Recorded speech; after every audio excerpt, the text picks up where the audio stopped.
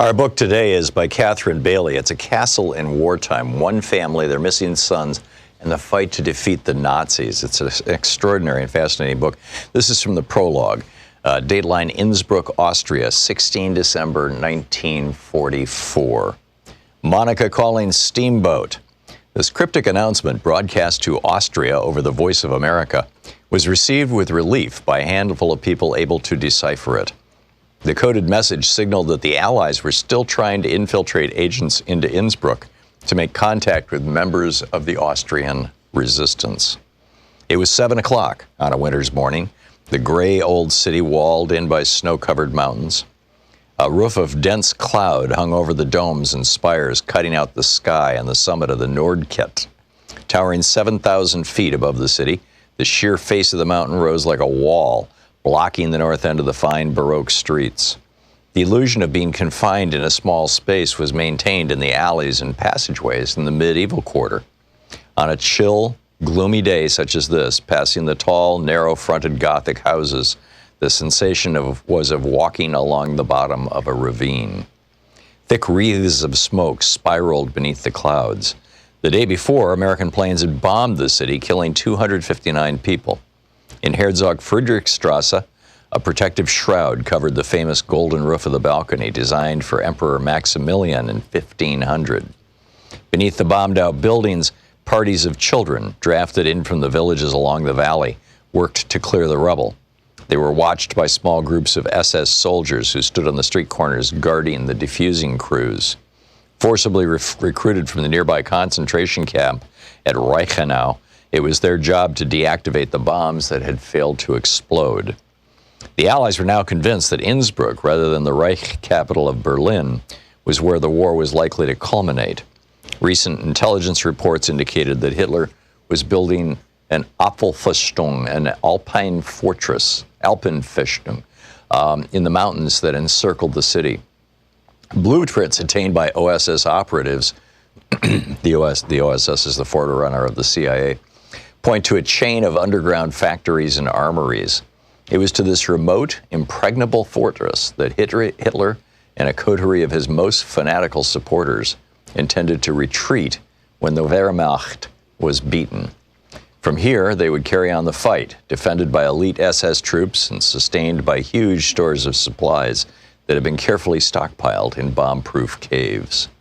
With Hitler holding the high ground, Allied military commanders were predicting that the battle to take the fortress could extend the war by up to 2 years and exact more casualties than all of the previous fighting on the Western Front. In these circumstances, intelligence from Innsbruck, the capital of the Apfelfestung, was suddenly at a premium. Alan Dulles, the OSS station chief in Switzerland, hoped to recruit a network of agents from within the city. Their job would be to supply hard military intelligence and assist the passage of U.S. and British forces when they reached the western border of Austria. But as Dulles recognized, Innsbruck was not fertile ground.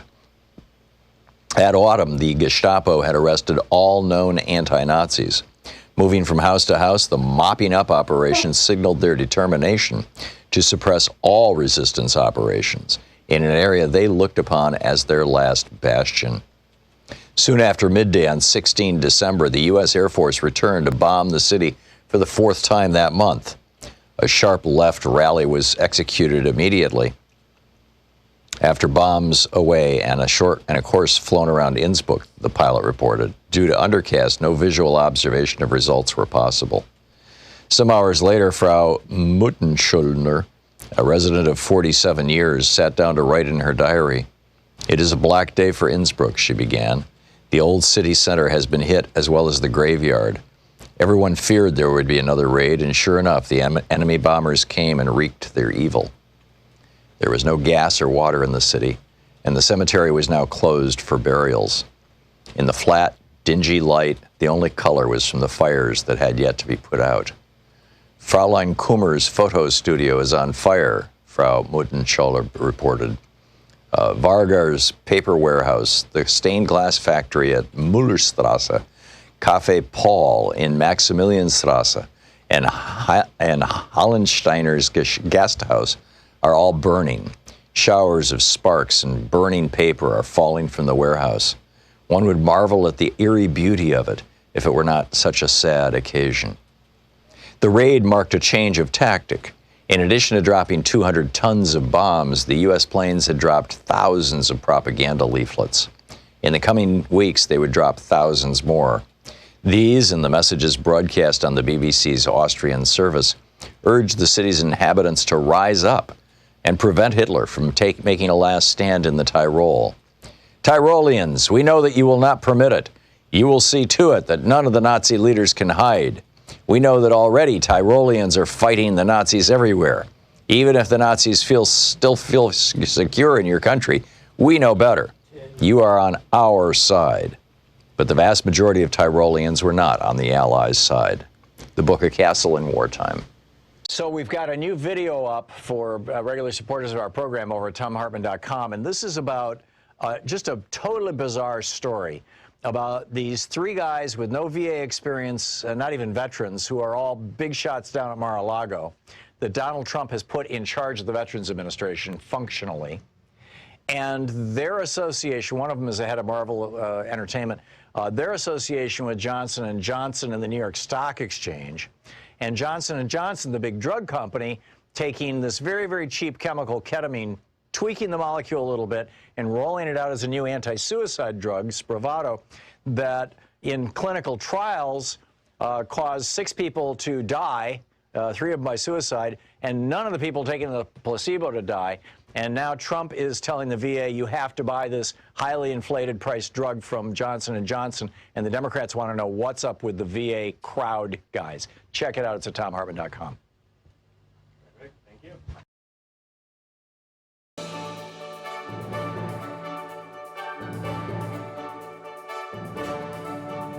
And are independent of their efforts. The book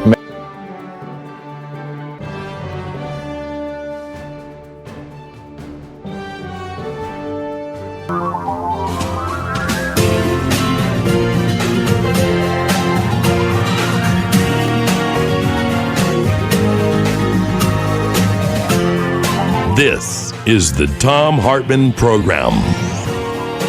So can the grifters be stopped? Happy Monday. It's 4/20. Yes, it's April 20th. It's that day. And if you live in a state that has legalized recreational pot, or you can easily get medicinal pot, have a toke this afternoon on me. Congressman Ro Khanna will be with us for the second hour of our program. He'll be here for the entire hour taking your calls. He is the co-chair of the the vice chair of the Congressional Progressive Caucus, and he represents basically Silicon Valley in the state of California in the U.S. House of Representatives. In our third hour, our old buddy Greg Palast is going to drop by. This is the 10th anniversary of the British Petroleum's second blowout at the Deepwater Horizon. There's a whole, Greg refers to it as a secret history. Excuse me. So we will be getting to that. So there's a lot going on. But I wanted to start out just asking the question, do you think they're going to get away with it? I really think this is like the question of the day or of the year or of the month or something. Are these grifters in the Trump administration going to get away with this? I mean, let me lay it out. Trump and Fox News and the nation's billionaires, I was interested to hear this morning on NPR, they actually did a story about how these open the country movements are actually basically being run by people from FreedomWorks or affiliated with FreedomWorks. The Koch brothers right-wing group that did the Tea Party. The anti-Obamacare TV. No, we don't want no stinking health care. Now it's, yes, we want to die from the coronavirus. It's like, okay, so they're all working together, and they're making, in my opinion, a huge bet. Back in 2000, when Mike Pence was writing op-eds for his local newspapers in Indiana, when he was a talk show host, and actually, it might have been when he was a congressman, whatever it was. In 2000, he was writing op-eds saying tobacco doesn't cause cancer. Of course, his family owned a series of fast food stores called Tobacco Row that have since gone out of business. It was Mike Pence, of course. But anyhow, he was telling people in Indiana, tobacco doesn't cause cancer, don't worry, be happy, go ahead and smoke, or words to that effect. And, he was never held responsible for that, even though thousands of people probably in Indiana died as a result of his advice. When Donald Trump and the coal lobbyists that he put in charge of the EPA said, hey, this pesticide that we know causes neurological damage in children and probably causes cancer, we're going to let it back into the market, even though it's banned in pretty much every other country in the world. But it's really profitable. It's cheap to manufacture, and they sell it really expensively because it's EPA regulated. So it's a big profit item for our big, chemical company donors. When Trump and his EPA guy, the coal lobbyist said, yeah, we're gonna put poison back into the American food supply, producing cancer and neurological diseases. Odds are these guys will never be held responsible for that. Cancers don't pop up with a little flag that says, I'm here because Donald Trump deregulated the EPA.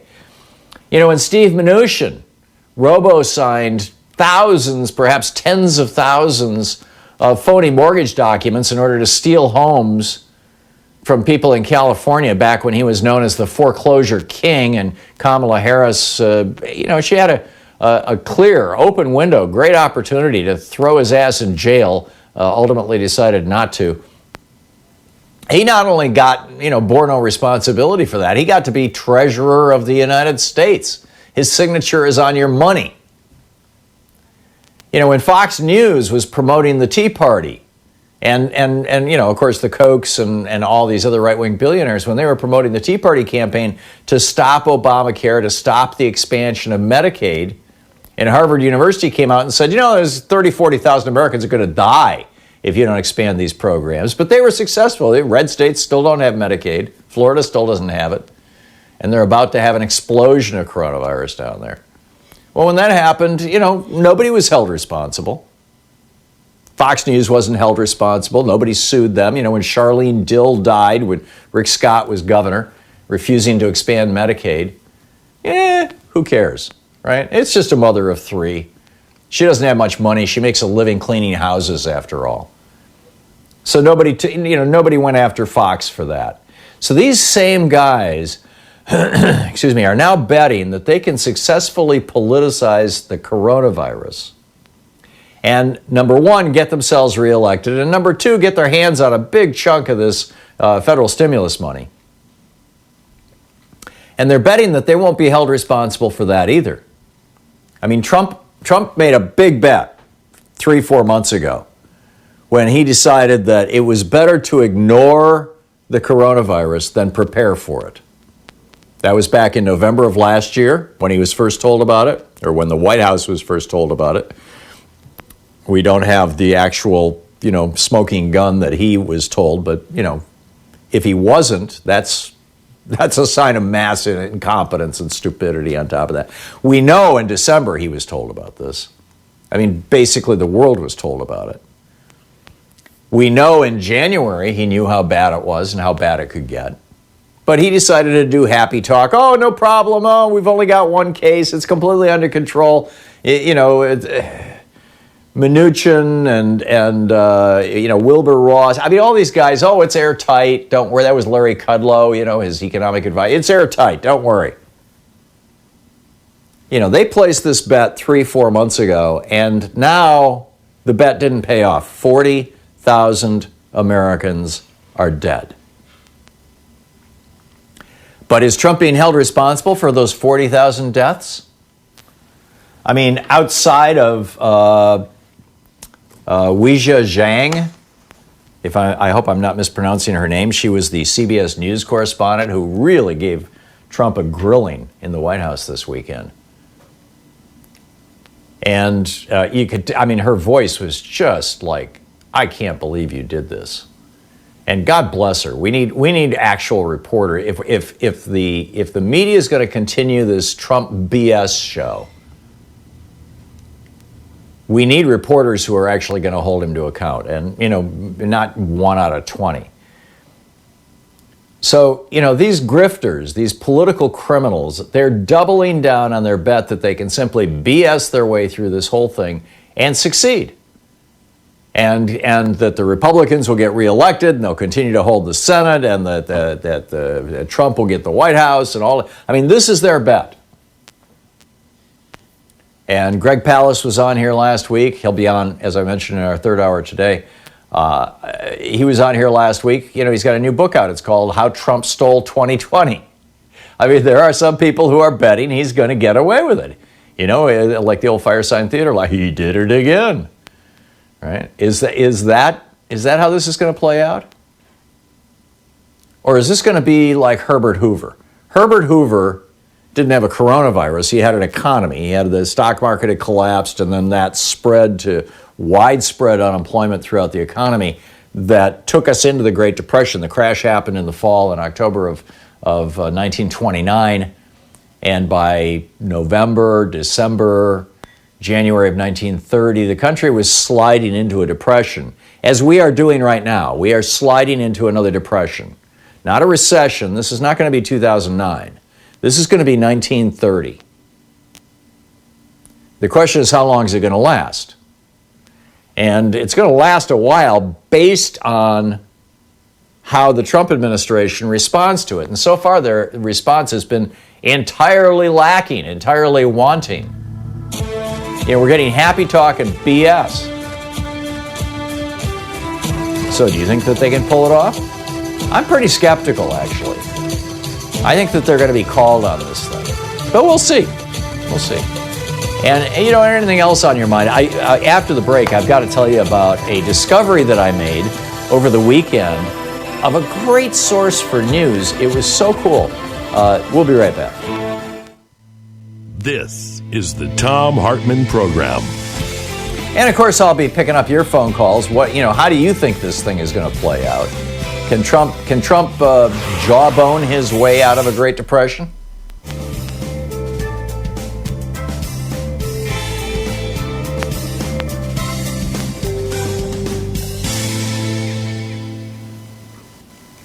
And welcome back. Omar in Herndon, Virginia. Hey, Omar, what's on your mind today? Tom, good day to you, sir. Tom, you know who's missing from the whole circuit clown that being imposed on us is Wilbur Ross. He's missing? What do you mean? I haven't seen him. Like, a lot of times in the press conference, I don't believe the last press conference he was present. So yeah, well, he's worth $3 or $4 billion. He's probably hiding out in a bunker somewhere in Kansas. Yeah. I mean, it's just. Or maybe he's on his yacht. I mean, who knows? Yeah. But you're right. I haven't seen Wilbur Ross in forever. In a while. But Tom, I'm very concerned about the election being canceled. Am I overreacting?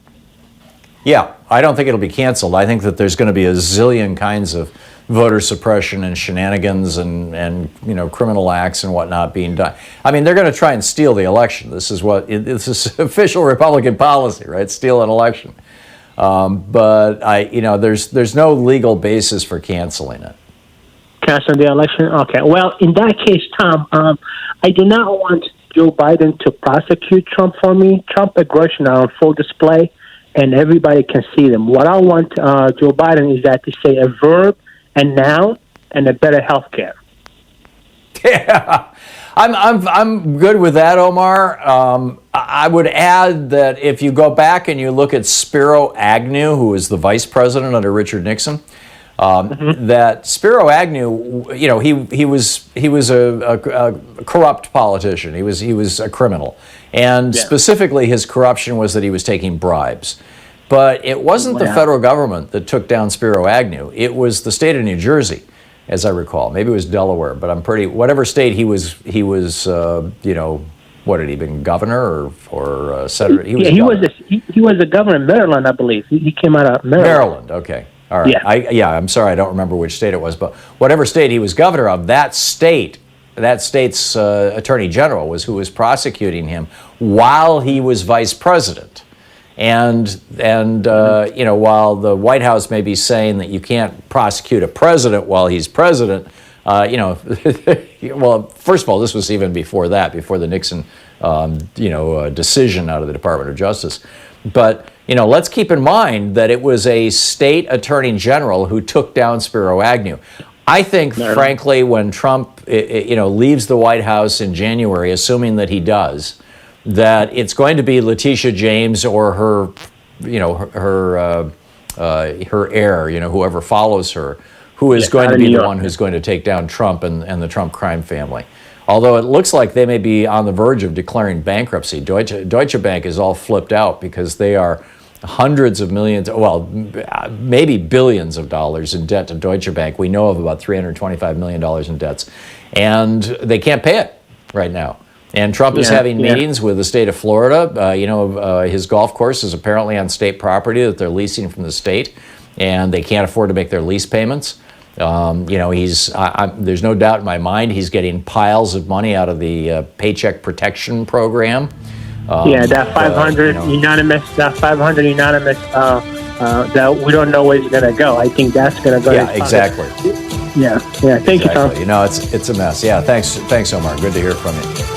It's coming up on 20 minutes past the hour. Stick around. We'll be right back. I still have some ranting to do, and then we'll pick up your phone calls. We'll be right back.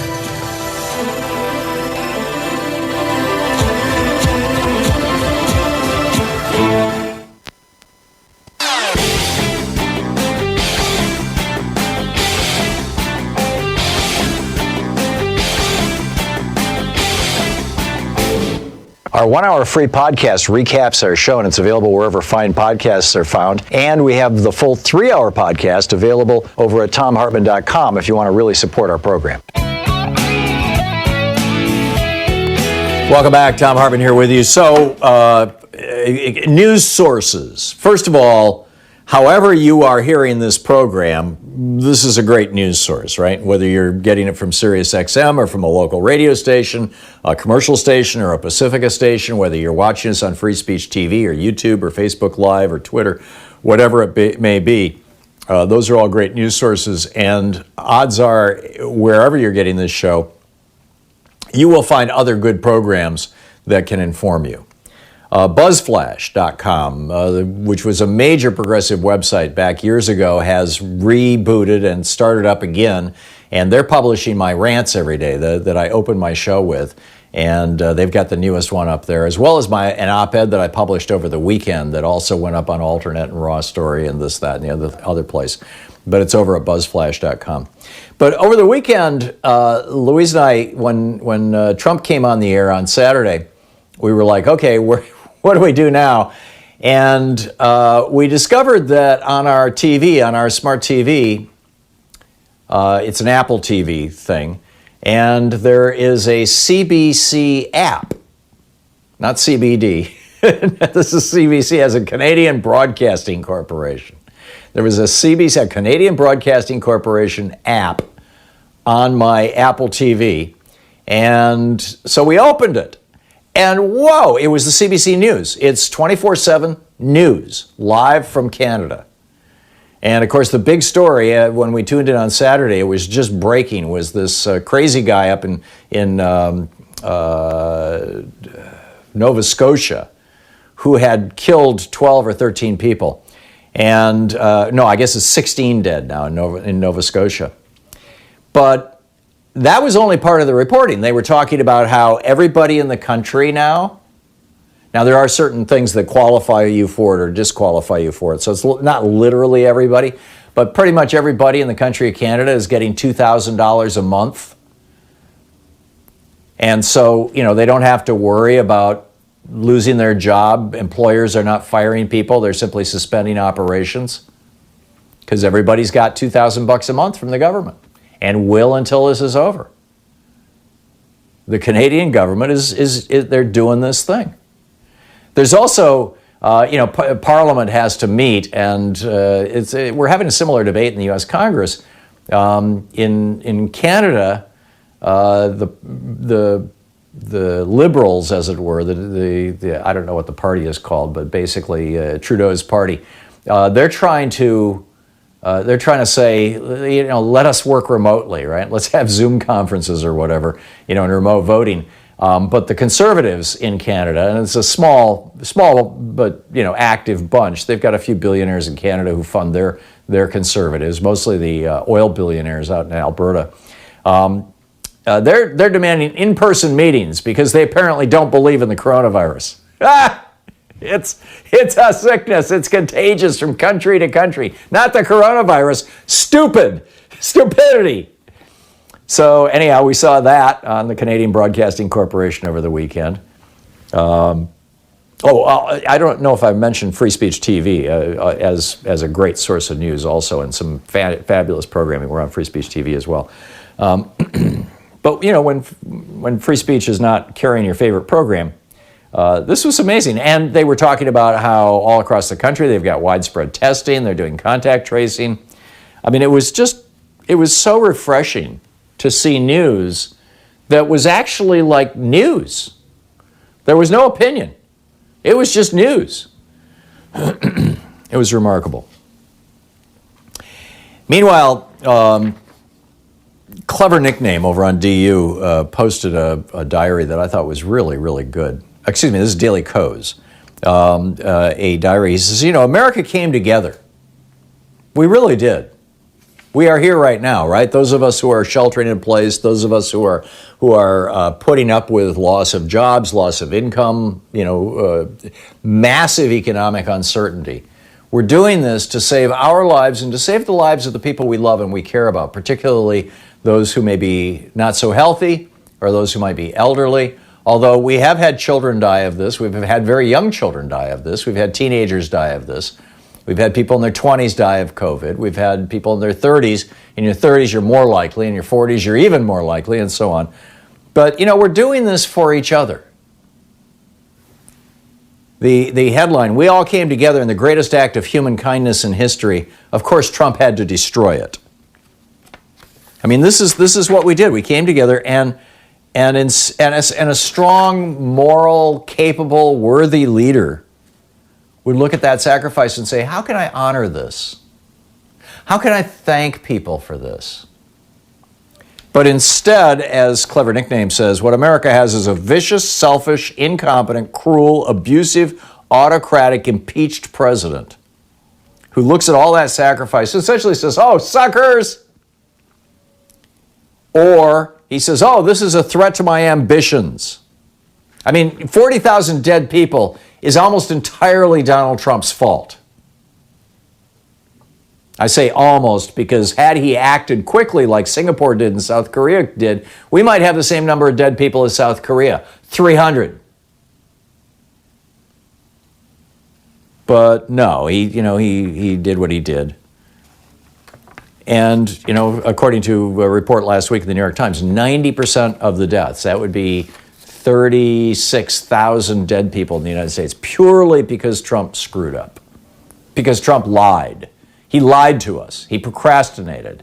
He ignored the news, just like George W. Bush ignored the news that bin Laden was going to hit the World Trade Center or was going to hit America. Bush ignored that because that came out of the Clinton administration. You can't trust them Democrats. And Trump ignored this. Did you see this picture of one of these open the country, AstroTurf protests in Colorado? And a healthcare, they're trying to block hospitals, entrances to hospitals. They did it successfully. They blocked ambulances in Detroit. Well, they tried to do this in Colorado.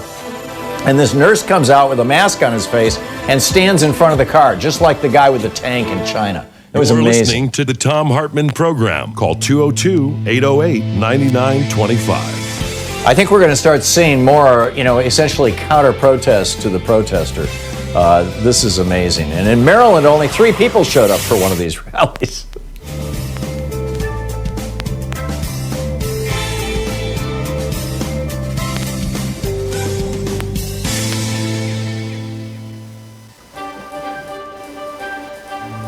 This is the Thom Hartmann Program. Our book today in the Thom Hartmann Book Club is ADHD, A Hunter in a Farmer's World by Thom Hartmann. This is from Chapter 3, Hunters in Our Schools and Offices, The Origin of ADHD. The earliest theories about attention deficit disorder characterized it as a diseased state that had to do with brain damage or dysfunction. At various times, it has been lumped in with fetal alcohol syndrome, mental retardation, various genetic mental illnesses, psychiatric disorders resulting from early trauma or childhood abuse, and the theory that parental smoking led to fetal oxygen deprivation. Prior to the 1970s, when ADHD was first characterized as a specific disorder, ADHD children and adults were largely treated simply as bad people, even though attentional deficits have been recognized in the psychological literature since 1905. They were the kids who always got into trouble, the James Deans of the world, the rootless and unsettled adults like Abraham Lincoln's father, the Lone Ranger, or John Dillinger. More recent research, however, has demonstrated a high incidence of ADHD among the parents of ADHD kids. This discovery caused some psychologists to initially postulate that ADHD was the result of growing up in a dysfunctional family. They suggested that ADHD may follow the same pattern as child or spousal abuse, moving through generations as learned behavior. The dietary-causing advocates contended that children's their parents' eating habits, and this accounts for the generational patterns of ADHD. Other studies suggest that, like Down syndrome or muscular dystrophy, ADHD is a genetic disease, and a specific gene, the A1 variant of the D2 dopamine receptor gene, has been identified by scientists as the leading candidate. But if ADHD is a genetic disease or an abnormality, it's a popular one, possibly afflicting as many as 25 million individuals in the United States. Some estimates put ADHD as occurring in 20% of males and 5% of females.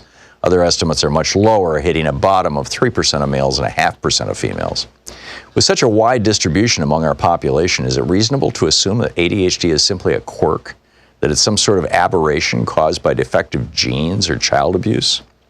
When the condition is so widely distributed, inevitable questions arise. Why? Where did ADHD come from? The answer is, people with ADHD are the leftover hunters, those whose ancestors evolved and matured thousands of years in the past in hunting societies.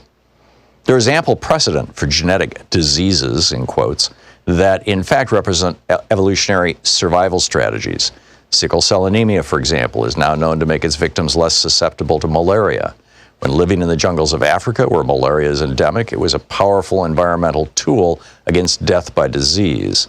In the malaria-free environment of North America, it became a liability. The same is true of Tay-Sachs disease, a genetic condition that hits mainly Eastern European Jews and confers on them a relative immunity to tuberculosis. And even cystic fibrosis, the deadly genetic disease common among Caucasians, 1 in 25 white Americans carries the gene, may represent a genetic adaptation. Recent research indicates the cystic fibrosis gene helps protect its victims at younger ages from death by such diarrheal diseases as cholera, which periodically swept Europe thousands of years ago. It's not so unusual, apparently, for humans to have built into our genetic material protection against local diseases and other environmental conditions. Certainly, Darwin's theory of natural selection argues in favor of such bodily defenses. Those individuals with immunities would survive to procreate and pass along their genetic material. As the human race moved from its earliest ancestors, two basic types of cultures evolved. In the areas that were lush with plant and animal life and had low human population density, hunters and gatherers predominated. In other parts of the world, particularly Asia, farming or agricultural societies evolved. Be it pursuing buffalo in North America, hunting deer in Europe, chasing wildebeest in Africa, or picking fish from a stream in Asia, these hunters needed a certain set of physical and mental characteristics to be successful. Number one, they constantly monitor their environment. That rustle in the bushes could be a lion or a coiled snake. Failure to be fully aware of the environment and notice that faint sound might mean a swift and painful death.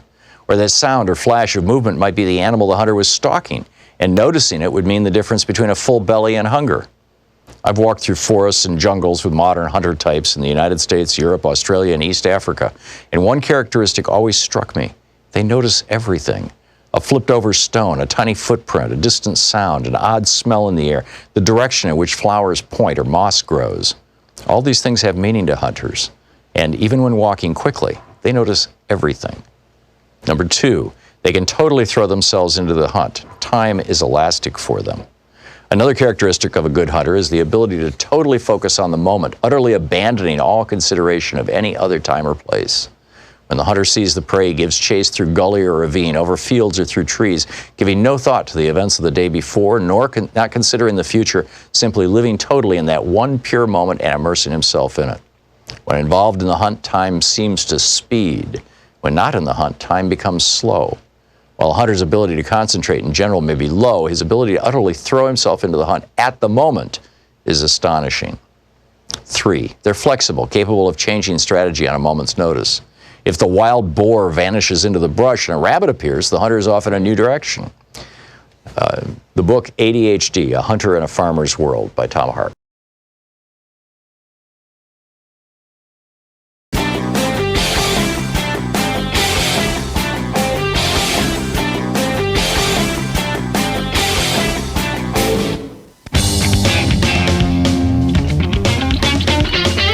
Welcome back. Thom Hartmann here with you.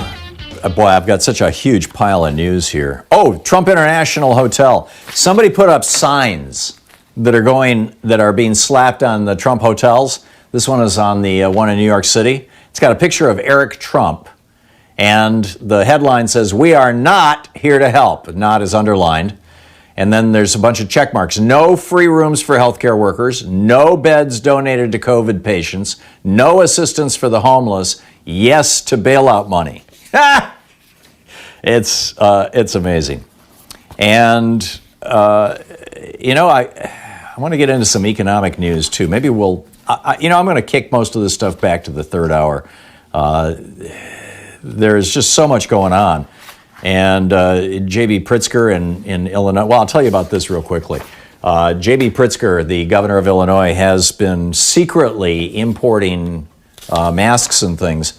The Chicago Sun-Times reported this last week. I mentioned last week there is a governor who is importing stuff from China, PPE, personal protective equipment, but he's having to do it in secret.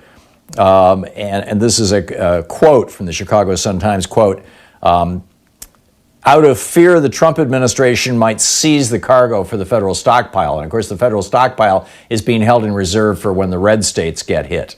Ron DeSantis is getting all he wants, right? White House Deputy Press Secretary Judd Deere said to Real Clear Politics that Pritzker, the governor of Illinois, quote, through ignorance or incompetence or a propensity to politicize, was just wrong when he said that Illinois got very little help from the Trump administration.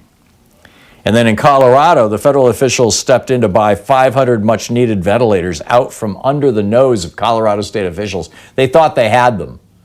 And then Trump gave them 100 and said, oh, Cory Gardner asked me for these, so I'm going to give them to you. Remember when Trump said you're going to have 4 million test kits? Remember when he put a maggot hat on and went to the CDC and said anybody who wants to get tested can get tested? Yeah, he was lying. He was lying then. I mean, that was in February, as I recall. He was lying then. He's lying now. He lies every day on TV. It's gotten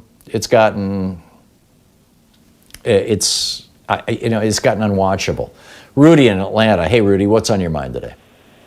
Well, Tom, if we leave it up to the American media, yes, they will probably get away with it for the short term. Now, the long term, you're going to have bodies on the street, and they're going to probably try to overplay that with, sports coming back out and everything starting to open back up. So they're going to try to whitewash it and say that, hey, everything is fine. But, yeah, for the short term, I can see them getting away with it. I mean, at least for the next election. I give them a month, Rudy. I think they're going to get away with it for a few weeks. But for some reason, because Governor Cuomo of New York has come out on TV and said, well, it looks like we're hitting we're starting to flatten the curve and we're hitting the peak and all that kind of stuff. For some reason, all across America, everybody's behaving like he's speaking for the entire country. He's not. This has not started yet in a big way to burn through the rest of America's cities.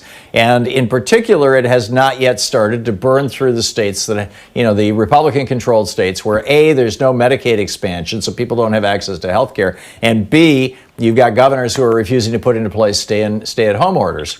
And I just don't think that, you know, he can BS his way out of all kinds of things, and he has done, you know, Russian collusion and you know, all the various grifts and stealing money and having the Secret Service pay, you know, $1,000 a night for hotel rooms. That, you know, I mean, he can BS his way through an enormous amount of stuff, but you can't BS a virus. Well, he's going to try, Tom, because I go down to Florida, and these people down there, and with a couple of voices of authority, you know, you got billionaires that can you know, shoot out a couple of $1 million to some people with authoritarian voices, and everybody try to, you know, snap too. So I hope you're right. I hope you're right, Tom. I hope I am too. I mean, you know, what paved the way, and this would be probably a good time for all of us to go back and read a good history of the Great Depression. In fact, it's been, I read several of them when I was writing that book back in 2012, when I was writing The Crash in 2016.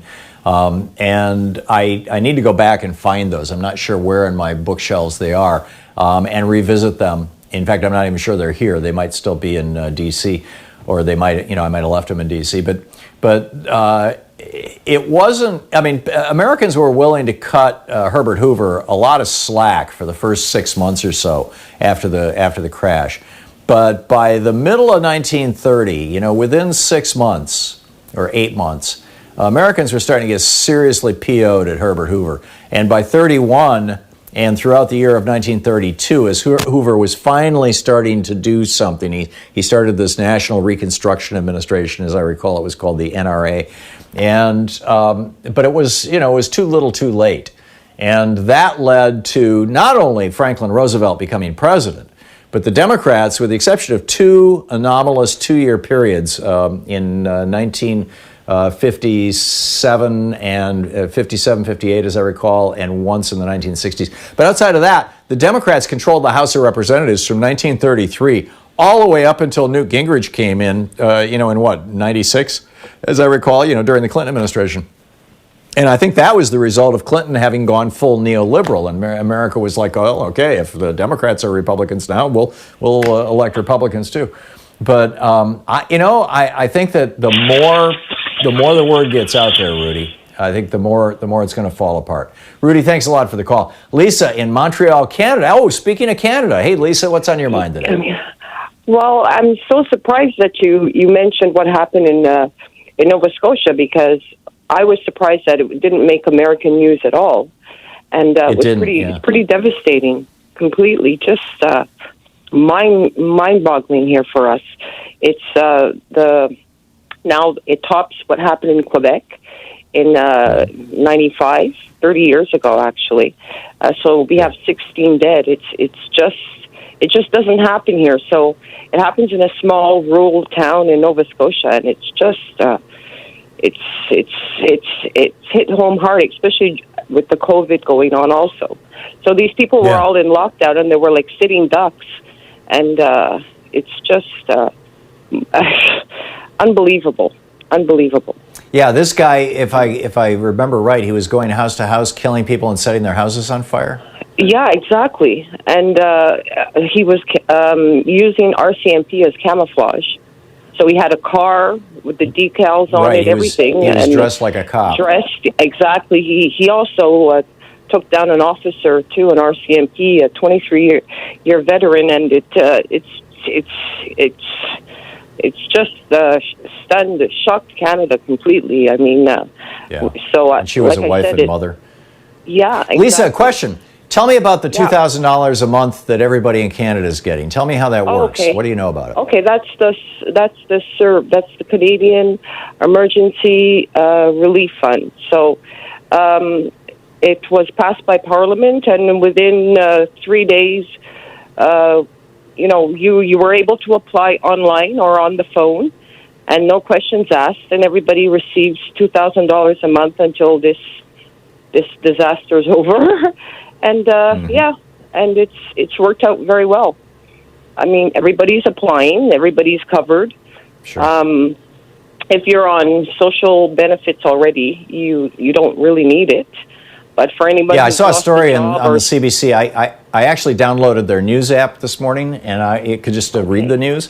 And there was a story about how women who are pregnant apparently already get a big benefit from the government, so they don't qualify for it. But that's a loophole, and they're trying to fix that so that pregnant women can get access to it. But that appears to be the only glitch in the whole system.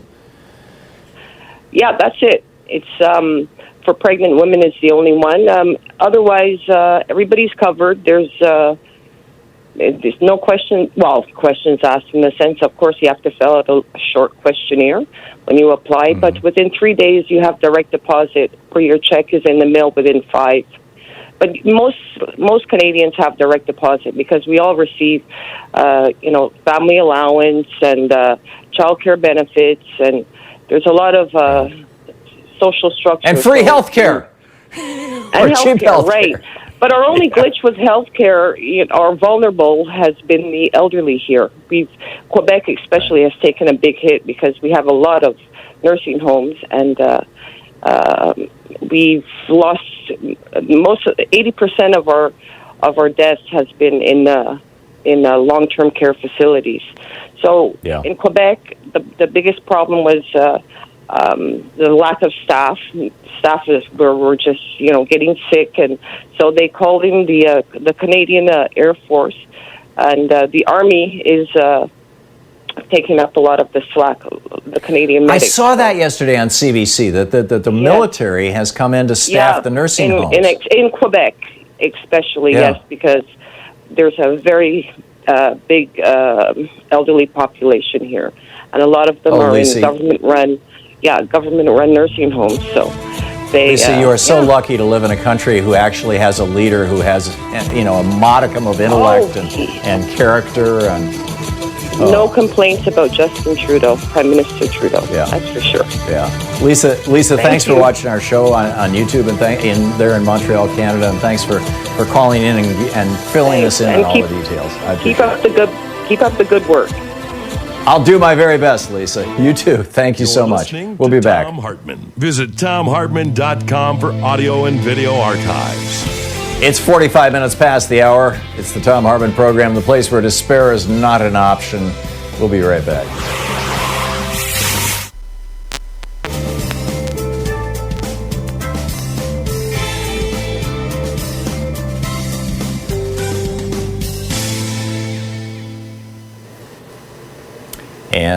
And welcome back. Let's see here. Steve in Simi Valley, California. Hey, Steve, what's up? Hi, Tom. Good morning. By the way, first, thanks for everything you do. The reason I called is, if you remember back in 2010, when the Tea Partiers were demonstrating against the ACA, their biggest complaints if you can remember, that there were going to be death panels, that people were going to decide get rid of the physically vulnerable and the senior citizens. And now, at this time, those same people, they're going on Fox News and all over, and they're saying, hey, well, you know what? If they die, they die. That's just attribute that to collateral damage. So, am I missing something here? No, you are absolutely right. Back in 2010, they were saying, yeah, so what? Back in 2010, they were all hysterical that old people, who might be in bad shape were not going to get health insurance or health care, rather, because they were old and they were in bad shape. And now they're saying, hey, let the old people die. You're absolutely right. What a 180. That's amazing. What an insight, Steve. Thank you. Have a great day.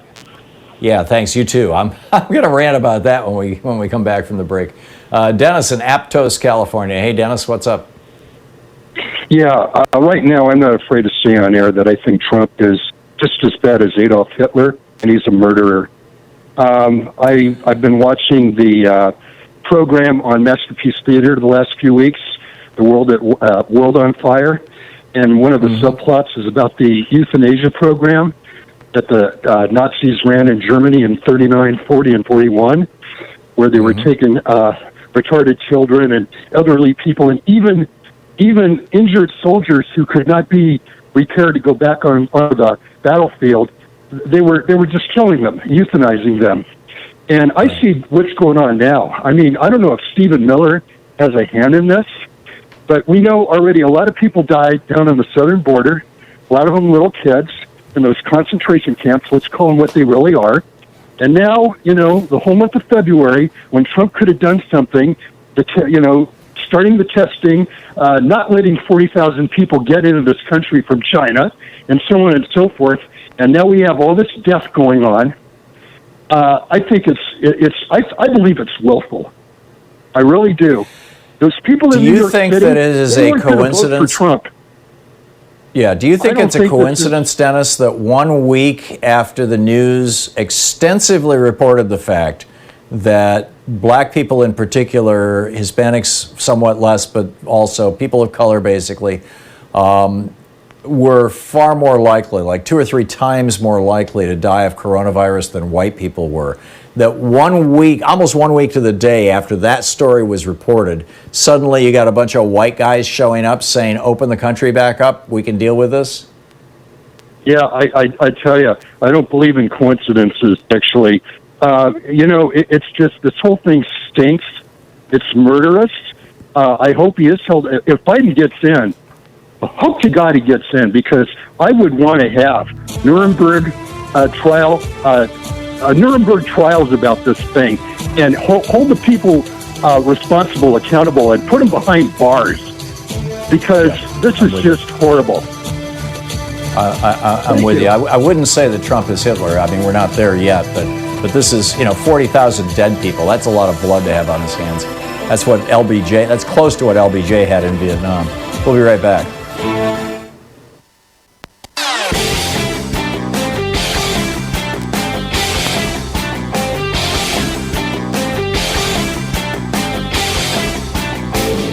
Did you know that Ronald Reagan committed treason to become president in 1980, and George Herbert Walker Bush was in on it, and he avoided being prosecuted for this in 1992 with a little help from Bill Barr? It's on page 116 of my book, The Hidden History of the Supreme Court and the Betrayal of America. Welcome back. Thom Hartmann here with you. A couple of interesting points made by callers earlier. Number one, back in 10 years ago, in 2010, when Barack Obama was trying to push Obamacare, and we were trying to get that, it was the pitch, the sales pitch. Sarah Palin was pushing this really heavily. You'll recall, was that there would be death panels. Right, that if you have a national health care system, you're going to have to ration health care because there's, limited money. We can't raise taxes on billionaires, so there's going to be limited money. And therefore, somebody has to figure out who lives and who dies, because we can't afford to care for everybody. And so the people that are going to die are going to be the old people and the really sick people, because we're just going to deny them care. That was the whole death panel rationale. So who's dying right now? It's the old people and the really sick people. But are the Tea Partiers all worried about this like they were in 2010? No, they seem to be celebrating it. And on top of that, a week ago, the news came out that in Chicago, in New Orleans, and in Detroit, all cities with substantial black populations, the death rate among black people for COVID infection, who, as a consequence of COVID infection, is astronomically higher than it is for white people. So last week we discovered that this virus is killing more black people than white people, even though, statistically more white people are infected. So we learned that, and then just a few days later, the white billionaires start funding these white supremacist groups who are showing up with Nazi swastikas and Confederate flags to say, open the country back up. Apparently they got the message. It's not that bad for white people. It's going to kill a lot of black people, though. Hey, let's bring it on. Do you think that's a coincidence? I don't. I think that there is a direct causal relationship between the two of those two things. So, anyhow, Christopher in Vancouver, Washington. Hey, Christopher, what's up? Hey, Tom. Hey, I wanted to give you an update on the Chase situation with my mortgage. You might recall that I talked with you a while back, and I also heard another caller talked about her concern. But I think I told you that a loan officer told me, "Hey, there's a forbearance program, no problem," and he confirmed over the phone, no balloon payment. And I was very happy. He gave me a URL to one of their sites, and I looked up the forbearance, and it says, yes, there is a balloon payment. So I was pretty upset.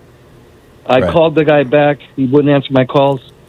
I emailed him several times, but at least the guy said to me, I misspoke. But, and so I called his boss, told him the same thing, and his boss was very good, and I said to his boss, if you don't know what is in the URL on that site, you can't comment on that. And then she agreed I was going to run it up to people in authority within Chase.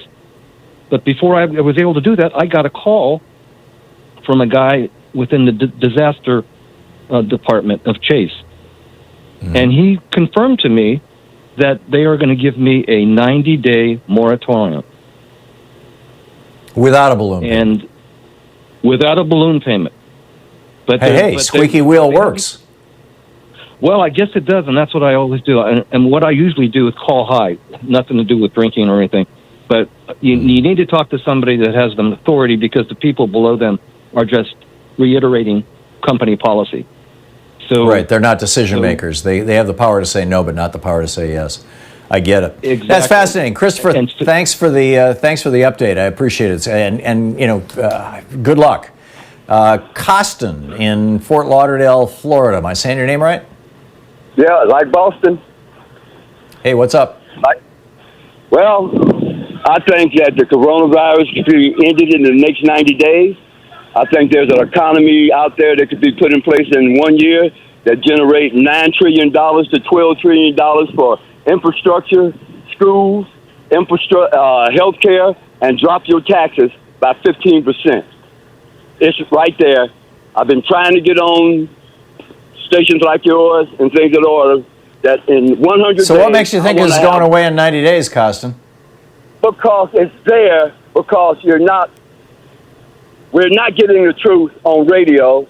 We're not doing what's necessary to bring our economy back, because like I just heard McConnell on the other channel, I tried to get through him, and he said that when one of the reporters asked Trump a question and Trump went after him, he should have stood up and walked out. They should have stood up and walked out when what's his name said, I only want the truth because I'm for the American people. And let me tell you something, I've been on 6 radio stations. I used to work for Jack Brickhouse of the Chicago Cubs.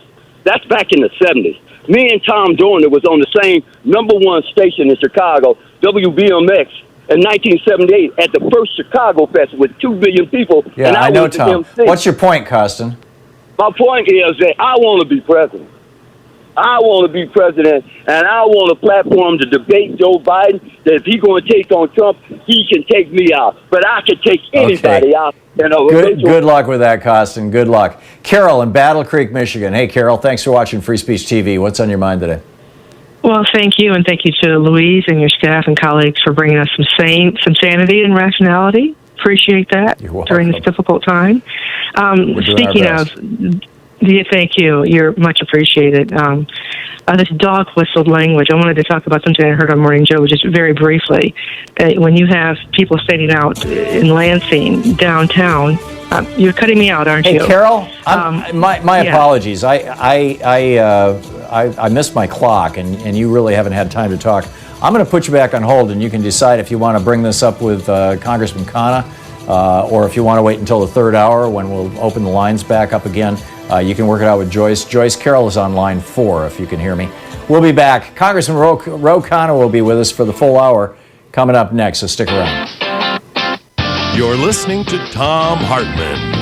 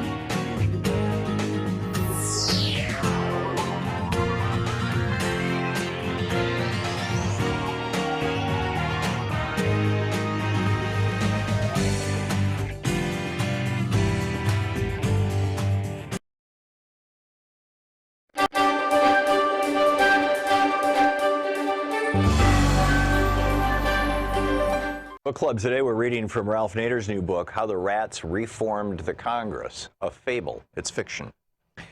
Chapter 1, Invader. It was one of those uncomfortable morning strategy sessions with his senior staff. For House Speaker Reginald Blamer, the discomfort was in having to figure ways to continue blocking a long overdue raise in the federal minimum wage for many millions of low-income workers when he knew in his gut it was not the right thing to do. We're in the crosshairs, he would say, starting such congressional meetings in his spacious office. Not that his anxiety would cause him to renege on the implicit promise he had made to the big boys to stop the move in Congress to raise the minimum. But there was still background anxiety. After all, politicians are only human, and like many, Speaker Blamer came from a large family that had lived through tightened circumstances. His father was a tavern keeper and his mother a seamstress. Deep anxiety, however, did have one inherent comfort at such morning gatherings. It tended to work in mysterious ways to overcome his morning constipation, the constant bane of the Speaker's existence. Holding down 30 million workers, including among them many conservative voters who, when adjusted for inflation, were making less today than workers in 1968, bothered the very private, self-censored, psychosomatic recesses of the Speaker's conscience. And so, not surprisingly, Speaker Blamer felt the onset of a solid bowel movement. He excused himself and repaired to his large private bathroom. As he sat down in the broad porcelain toilet, he felt that the expected discharge would be ample and prompt. No straining today. After quick breaks of wind, the Speaker heard a sound inside the toilet, but it wasn't from his bowels. Lifting himself up a bit, he looked down and saw the head of a mostly submerged black rat closely eyeing his bottom. "Yow, yow, yow," bellowed the Speaker as he straightened up and slammed the cover down. Alarmed, the staff rushed to the bathroom door to respectfully call, "Speaker Blamer, are you all right? Do you need help?" They dared not open the door. The Speaker did not tolerate any exposure of his privacy, especially being seen in his corpulent native suit. Another more normal person might have replied, "Yeah, I'm okay, it's just that there was a rat in the toilet bowl." But Speaker Blamer was not a normal person. He has had to be super cunning to get to his present situation in life. Being cunning means that you can instantly sense danger, being as alert as, say, a rat. And Speaker Blamer was already imagining the deriding headlines and the late-night show jokes if he disclosed what really prompted his impulsive cries of sheer terror as he leapt from the throne. So he replied, "Nothing much, boys, just one of those sudden spasms I get once in a while. Sure comes on fast, it goes away fast too. I'll be right out." Rejoining the staff at the head of the conference table, albeit full of gas and undischarged wastes, the Speaker went through the checklist for crushing the hopes of the downtrodden multitudes. His chief of staff reviewed the usual elements of the campaign against workers. First off, the Speaker will say, "I always thought that if you raise the price of anything, you get less of it. The proposal to raise the minimum wage is a job killer." "Good soundbite," said his research assistant.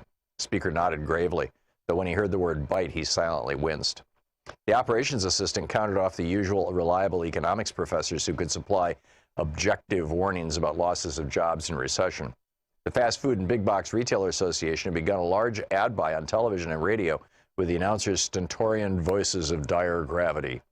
The K Street lobbyists were already in action on Capitol Hill, marshaling the corporate PACs to make sure this drive was on the front burner, hinting to legislators that their employers might see this as a litmus test for their donations.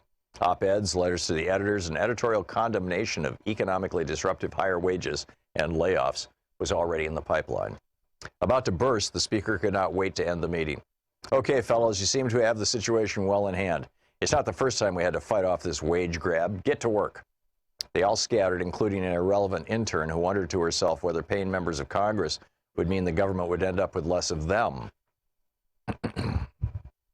Paying members of Congress more, The moment the door to his spacious office closed, the Speaker literally lunged to his private toilet, whereupon he unloaded a vast quantity of feces, soft and semi-hard, 3 bursts worth. Before he could enjoy a moment of quiet satisfaction, a shrill shriek lifted him up as his eyes bulged. It was the black rat swimming in the bowl, propelling the terrified cry, "Yow, yow, yow." Again he slammed down the toilet seat, kept his hand on the flush toilet handle, gritting his teeth as if to say, "On the way to oblivion, you dirty rat." His longtime secretary heard his yell and rushed to his bathroom. Mr. Speaker, what happened? Are you okay?" Recovering his composure, he replied, "I'm okay, Sarah, just more of those sudden spasms. I've got to get some physical therapy. By the way, did you schedule that fundraiser next week for an hour later?" "Yes, I did, Mr. Speaker," Sarah replied, sounding very relieved. Arriving home that early evening, he sat down to a healthy diet supper prepared by his adoring wife, Regina. Their 3 children were grown up living in distant states, so they were empty nesters. You seem unusually agitated, honey, said Regina. Did you have a hard day? It seems every day is hard in these times, he replied, shrugging off her concern. What a great meal always, Regina. Now I need some relaxing reading. Do you know where we put that colorful book of animals that we got as a wedding gift, anniversary gift years ago? Why, yes, Reginald. It came in 3 volumes, mammals, reptiles, and insects. Tell me which one you want and I'll get it for you. Mammals, he replied. Sitting in his study, the speaker started reading about the rat. The word rat is derived from the Latin rodere, which means to gnaw. Rats produce litter several times a year with high infant mortality. If seen as weak, newborns are eaten by their parents and their stronger siblings. Over the centuries, rats have developed uncanny abilities to survive dangers everywhere, especially those produced by their close proximity to humans, whose detritus and garbage ironically provide the means by which they prosper and create new nests. Rats live everywhere, underground, in sewers and buildings, etc. Ralph Nader.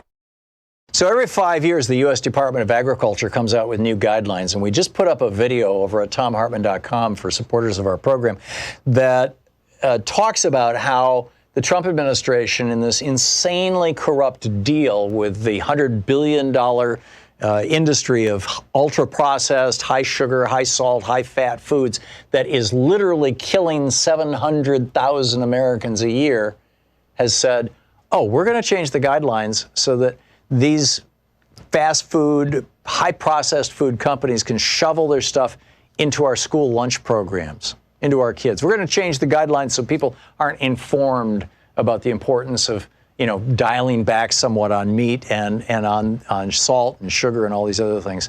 It's nuts. You can check the whole thing out over at thomhartmann.com. Look for the video for our, the supporters of our program at thomhartmann.com.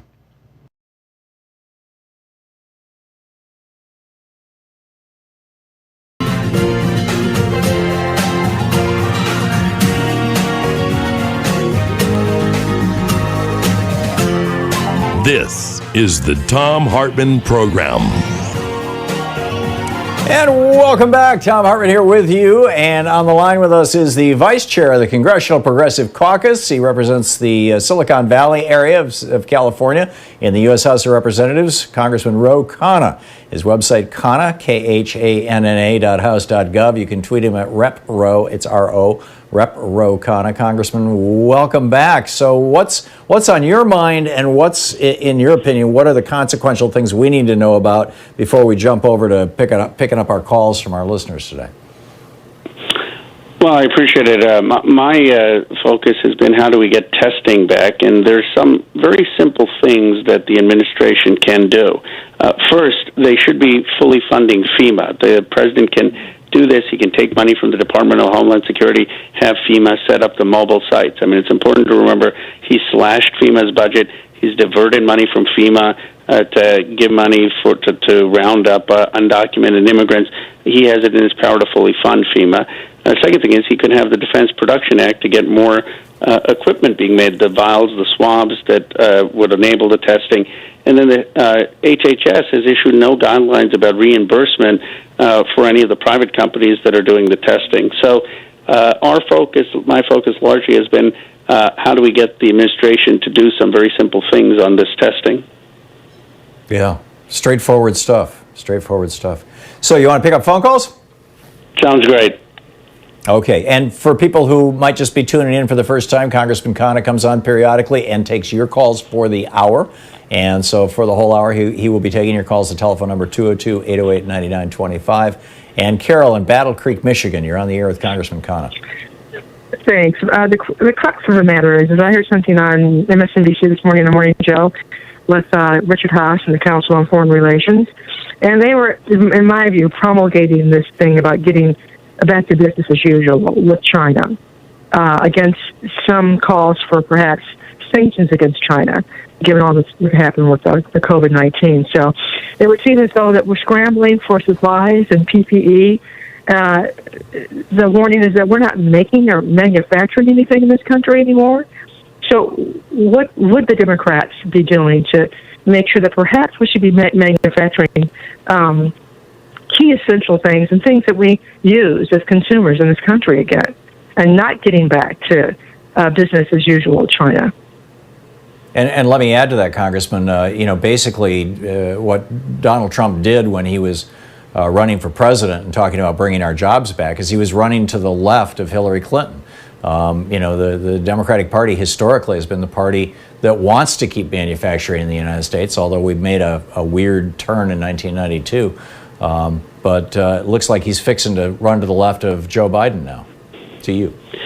Well, Carol, you're absolutely right. I mean, the point is that we do need to bring our manufacturing back. That creates a huge amount of jobs. It left because of bad policy decisions on trade liberalization that didn't protect workers' rights. It left because of underinvestment by our government in long-term industry that we needed. And this has shown our vulnerability. I mean, it's not that we just don't have the capacity to advance things. I mean, we don't have enough masks. We don't have enough ventilators. These are not hard things to produce. They should be being produced in the United States, and I think this should lead to a democratic platform for what it's going to take to rebuild America in critical industries, and Biden should be talking about that so he doesn't let Trump get to his left. I should add, you wrote a book about this, about manufacturing, right? It was almost 8 years ago, but I was talking about the critical industries and the need for why any nation still needs a manufacturing base and why those are good-paying jobs and they support the communities and are critical for national security, which this is, a national security crisis, this pandemic. Yep. Mike, in Boynton Beach, Florida, you're on the air with Congressman Khanna. Hey, how are you today?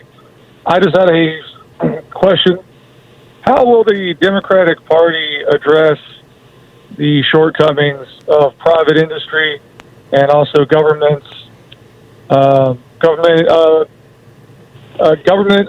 departments to handle this?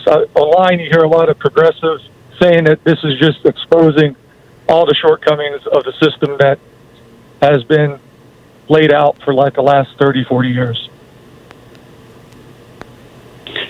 Well, Mike, I completely agree with you. I mean, there are people who are now finding out firsthand what it's like to have private insurance.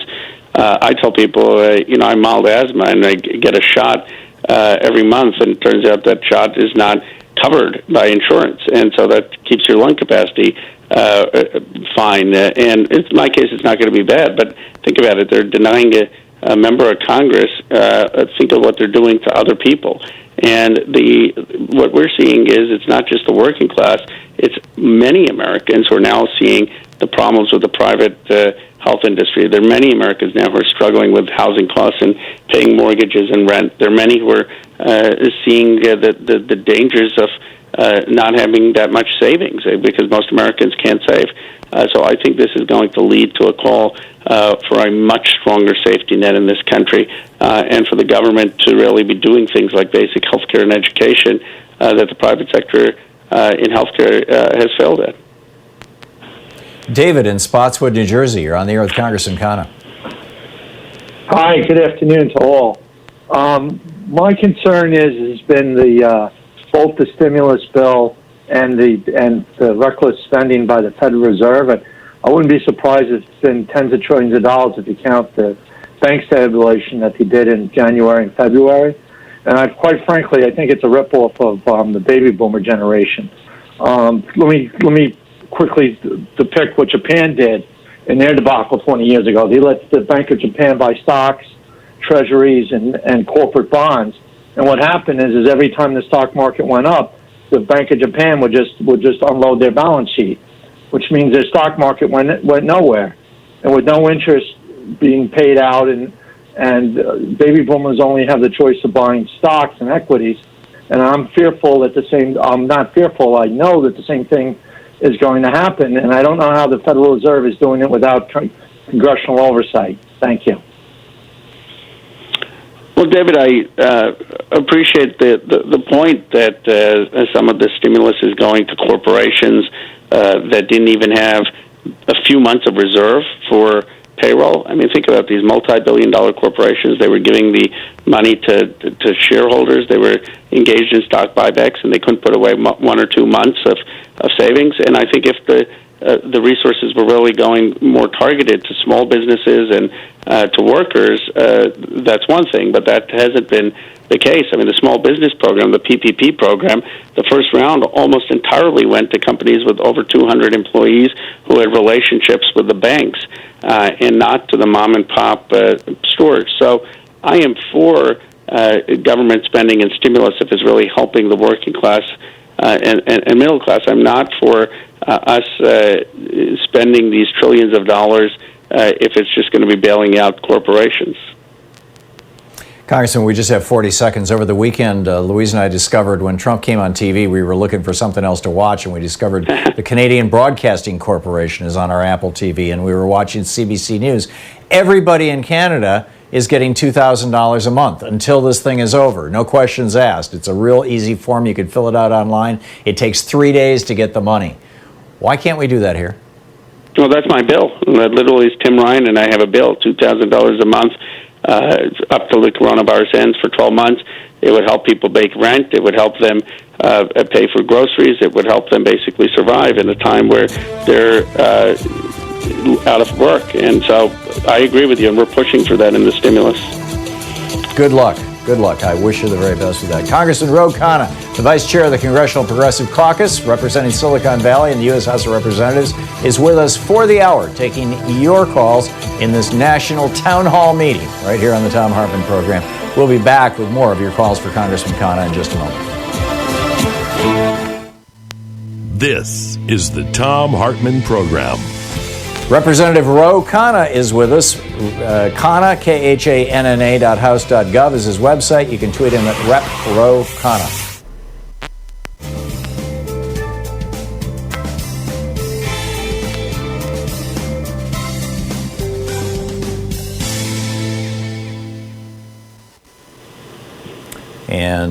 And welcome back.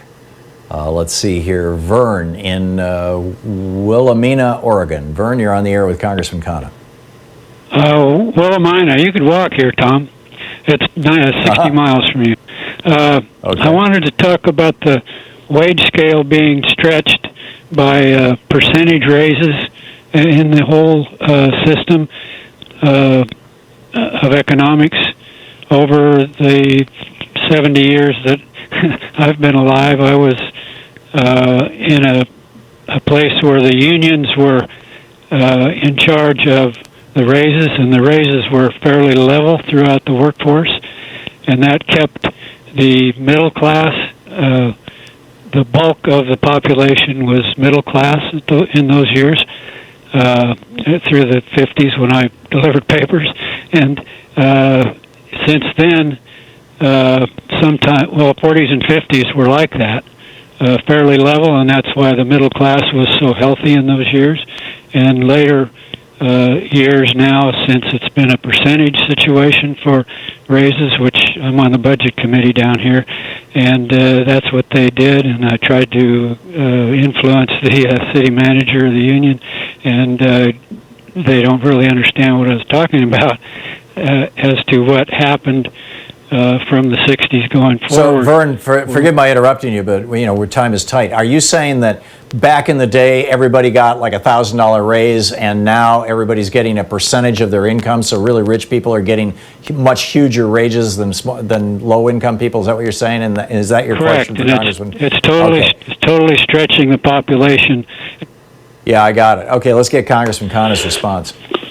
It's a very thoughtful point. I mean, the reality was that the disparity of compensation is just exponentially increased over the last 30 years. And you saw the CEOs at one point may have been making 20, 30 times their ordinary employee, not 200, 300, 400 times. And part of it, I think, is perhaps the increase in raise, but part of it is that more and more of the compensation has been tied to stock performance, and we have a shareholder-driven capitalism as opposed to a capitalism where people are focused on building things and adding value. And we need incentives for companies and requirements that they don't have massive differentials between CEO pay and worker pay, but we also need, in my view, a longer regulatory reform to prevent the short-termism, which is just stock market maximization.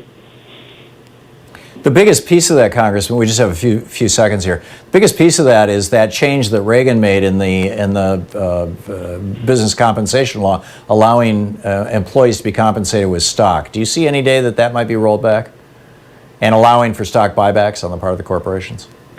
I do. I mean, I think stock buybacks have been disastrous, and that was changed, as you pointed out, with Reagan. Before that, anything over a certain amount was considered not shielded from insider trading or the laws of manipulation. And I think that stock grants, fine, while they may be necessary to get companies into startups, they shouldn't be how CEOs are being compensated. And I think we need reform there. Yeah, great. I hope we can make it happen. Congressman Ro Khanna is with us. He's taking your calls for the hour. We'll be back with more of your calls for him in just a moment. Stick around. It's the Thom Hartmann Program, helping you win the water cooler wars. Congressman Khanna's website is Khanna, KHANNA.house.gov. You can tweet him at Rep Ro Khanna, R-O Khanna. We'll be right back. Our 1 hour free podcast recaps our show, and it's available wherever fine podcasts are found. And we have the full 3 hour podcast available over at thomhartmann.com if you want to really support our program.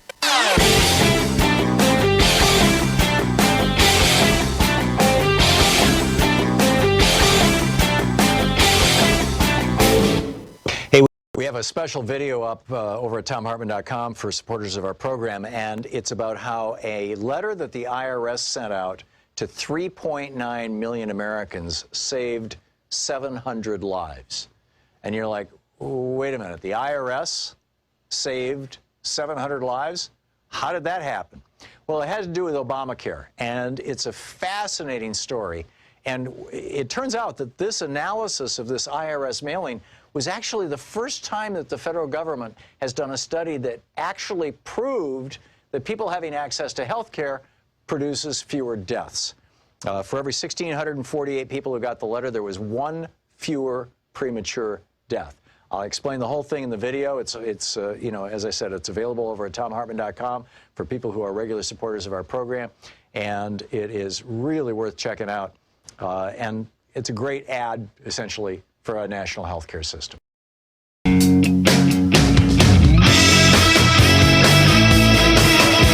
Welcome back. Congressman Ro Khanna is with us taking your calls for the hour. And David in San Francisco, you're on the air with Congressman Khanna. Well, thanks, Tom and Congressman. I was interested in patents and whether or not the ventilator patents are stymieing getting equipment out, and probably the rest of the PPG equipment. Are there big pharma companies that own the patents and they're refusing to allow, the generic version? David, it's a good question. I don't know the details of the patents on ventilators. We can have our staff look into it. I do know that the president could have compelled through the Defense Production Act more of the production of these ventilators, and he hasn't done so. And then we could have better used technology to understand where the need was and where the ventilators are. I mean, there were cases where there were hospitals that had excess capacity that were sitting there, other places that needed them, and there was no way to track and catalog where ventilators needed to go. But I would have to look into the question of the patents specifically. John in Long Beach, Mississippi, you're on the air with Congressman Khanna. Oh, yeah, I have a very simple question. Whenever the reporters are asking Donald Trump a question of any kind, he never comes out and answers them. He puts them in their place immediately. I'd like to know would it hurt for these reporters to just confront him and say, who the hell do you think you are lying to the American people? Direct. Just like I said it. Very direct. What stops them? John, I think some have. I think Jim Acosta has. I think some have tried. Yamiche tried at one point to confront him, and he just goes on a tirade, and he then tweets it out to his base. I mean, maybe they can be more aggressive, but the problem is he's shameless, and he relishes that kind of confrontation. Yeah. Bill in Delta, Colorado. Hey, Bill, you're on the air. Thanks for watching us on YouTube. You're on the air with Congressman. Hello, Congressman. You hear me? Hello, Bill. Hi.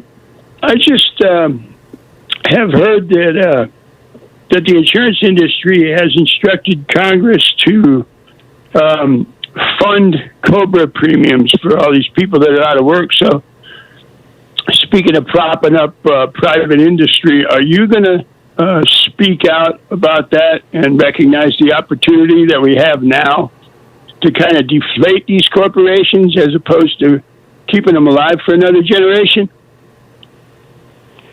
Bill, you cut out at the end. Tom, did you catch the last part?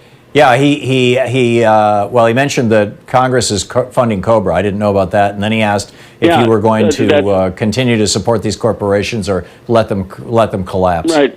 On the COBRA point, I mean, it's an excellent point, because what we have said is, why aren't you funding Medicare for that period? I mean, look, let's do the cost of Medicare. It would cost about $40 billion a month to cover everyone who's currently uninsured on Medicare. And if you're willing to cover COBRA, why aren't we putting those folks on Medicare? By the way, you do that for 10 months, that's still less than the $500 billion stimulus. So, Bill, you raise an excellent point that instead of the funding of the COBRA, which is going to these private insurance companies, which isn't often adequate, we ought to be covering, having these people join Medicare, even if it's temporary. Yeah. Corky in Rochester, New York. You're on the air with Congressman Khanna. Hi, Tom. Yeah, hi, Congressman. Hey, what's going on with these states that decide they just want to open up their economy? I was just telling the call screener. Let's say Pennsylvania decides to open up their economy. That puts us New Yorkers at risk. You know, they come over here and willy-nilly can do anything they want. And that's Look, you're absolutely right. This is why we need national policy. I mean, the reality is that the president can't force states to open, but the president could have had regulations that were more restrictive than states. And you can't solve a pandemic with just local and state responses. Frankly, you need international responses. So the first thing was the president has taken a me-first attitude in foreign policy, but then we don't even have a national policy. And I think you're absolutely right. It's very dangerous that you have one state or two states having a different policy than another state when people travel and expose each other, and why we continue to need national policy. Yeah, absolutely. Do you see a national policy coming, sir? We have about 30 seconds. No, I don't. I mean, this president has resisted it. I mean, when he's tweeting out "liberate Michigan, liberate Minnesota," it's pure politics, and he is taking a huge gamble with people's health because he's so concerned about the economy for his reelection. The irony is that if we had done this right, if we had sheltered in place months ago, if we had had a national shelter in place, you probably could have gotten past this and not risked a second epidemic and not have the long-term pain that we may now have because of a lack of coordination. Yeah, amen. Congressman Ro Khanna is with us for the hour. He's the vice chair of the Congressional Progressive Caucus, Khanna.house.gov. You can tweet him at Rep Ro Khanna. And Congressman, your phone is kind of breaking up. I'm gonna put you on hold here, and you can talk to Joyce. Maybe reconnect during the break. You're listening to the Thom Hartmann Program. Call 202-808-9925. We will be back with more of Congressman Ro Khanna in just a moment.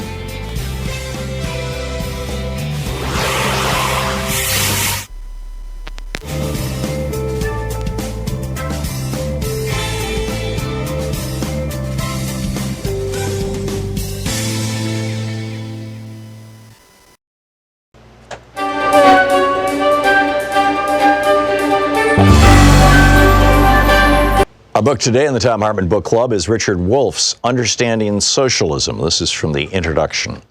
Socialism is a kind of yearning for a better life than what capitalism permits for most people. Socialist yearnings are as old as capitalism itself because they are its products. Where and when capitalism's problems and failings have accumulated criticism and critics, socialist voices have arisen. And so it is again now. Any serious discussion of socialism must begin by acknowledging socialism's rich diversity. Whatever particular aspect of socialism we choose to analyze, they need to be located within socialism's complexity. That avoids presenting one's own interpretation as if it were the entirety of socialism.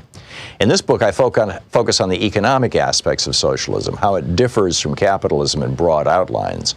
I'm more interested in socialist critiques of capitalism and their implications about socialist alternatives than in the particulars of the few early experiments in erecting socialist systems, USSR, People's Republic of China, and so on, that history so far offers.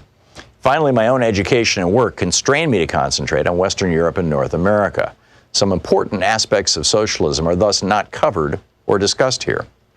Yearnings for better lives, such as socialism proposes, are not new. In slave societies, the slaves hoped and dreamed of lives less hard and less out of their own control. Their yearning aimed to obtain freedom. They sought social change that would preclude any one person being the property of another. In feudal societies, the serfs, free in the sense that no one owned them, yearned for better lives too.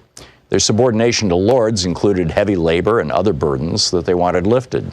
They hoped and dreamed of a society in which they would not be bound to the land, the lord of that land, and the feudal dues of labor and subservience. The serfs mobilized in the 1789 French Revolution to demand liberty, equality, and brotherhood. In effect, the serfs had expanded on what the slaves had called freedom. In the American Revolution against British King George III, the revolutionaries were neither slaves nor serfs. They were mostly self-employed farmers, craftspeople, and merchants subject to a foreign feudal kingdom. They wanted liberty as individuals to pursue their dreams without hindrance from feudalism or monarchism, whether foreign or domestic. They added democracy to the goals advanced by the slaves and serfs before them. The different systems of slavery, feudalism, and small-scale self-employment produced masses of people yearning for better lives. Eventually, each of those systems provoked revolutions. Many people then sought to break away from and go beyond those systems. The French and American revolutions marked key moments in the social transformations of major pre-capitalist systems into capitalist ones. By capitalist system, we mean that particular organization of production in which the basic human relation is employer-employee instead of master-slave, lord-serf, or individual self-employment. The revolutionaries who wanted and built capitalism hoped and believed the transition to employer-employee relations of production would bring with them the liberty, equality, brotherhood, and democracy they had yearned for. The revolution's leaders promised to themselves and to the people they led that those goals would be achieved. But the transition to capitalist employer-employee relations that increasingly replaced the previous slave, feudal, and self-employment relations of production had unintended consequences. Capitalism soon proved to be different from what its revolutionaries had hoped. While it enabled some people to be more free and more independent than slaves, serf, or self-employed subjects of monarchies had been, it also seriously limited freedom, independence, and democracy for many. Capitalism betrayed many of the promises made by its advocates. It produced and reproduced great inequalities of income and wealth. Poverty proved to be as endemic as capitalism seemed equally adept at producing and reproducing both wealth and poverty. The capitalist rich used their wealth to shape and control politics and culture. Democratic forms hid very undemocratic content. The cyclical instability attending capitalism constantly threatened and hurt large numbers of people, and so on. Growing numbers of employees within capitalism began to yearn for better lives. They defined those yearnings first in the familiar terms of the earlier French and American revolutions: equality, fraternity, liberty, and democracy. They criticized a capitalism that failed to deliver those to most people and demanded social changes to achieve them. Many people still continue to want a better, softer, friendlier capitalism, where government regulates and intervenes to achieve more of what the French and American revolutionaries had yearned for and promised. They are also often self-defined as socialists. However, capitalism's development provoked another, different perspective that also called itself socialism. In that view, capitalism had not broken from slavery, feudalism, and monarchy nearly as much as its advocates had imagined. Slavery had master slaves, feudalism had lord serfs, and monarchy had king subjects as their key sources of their inequalities, lack of freedom, oppressions, and conflicts. The employer-employee relation of production and capitalism generated parallel problems. Capitalism installed monarchies inside individual workplaces, even as monarchies outside workplaces were rejected. Kings mostly disappeared, But inside workplaces, the owners or their designated boards of directors assumed king-like powers. The book Understanding Socialism by Richard Wolff.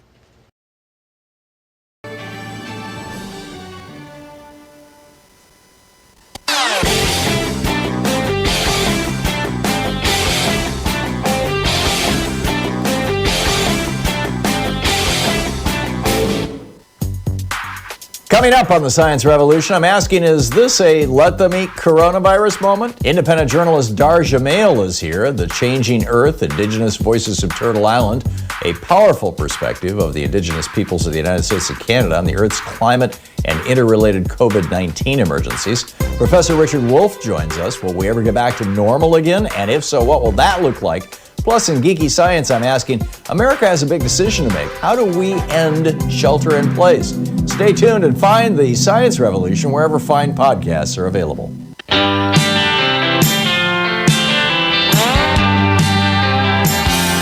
Welcome back. Congressman Ro Khanna is with us for the hour, taking your calls in our national town hall meeting. He's the vice chair of the Congressional Progressive Caucus, and he also represents the Silicon Valley area of California.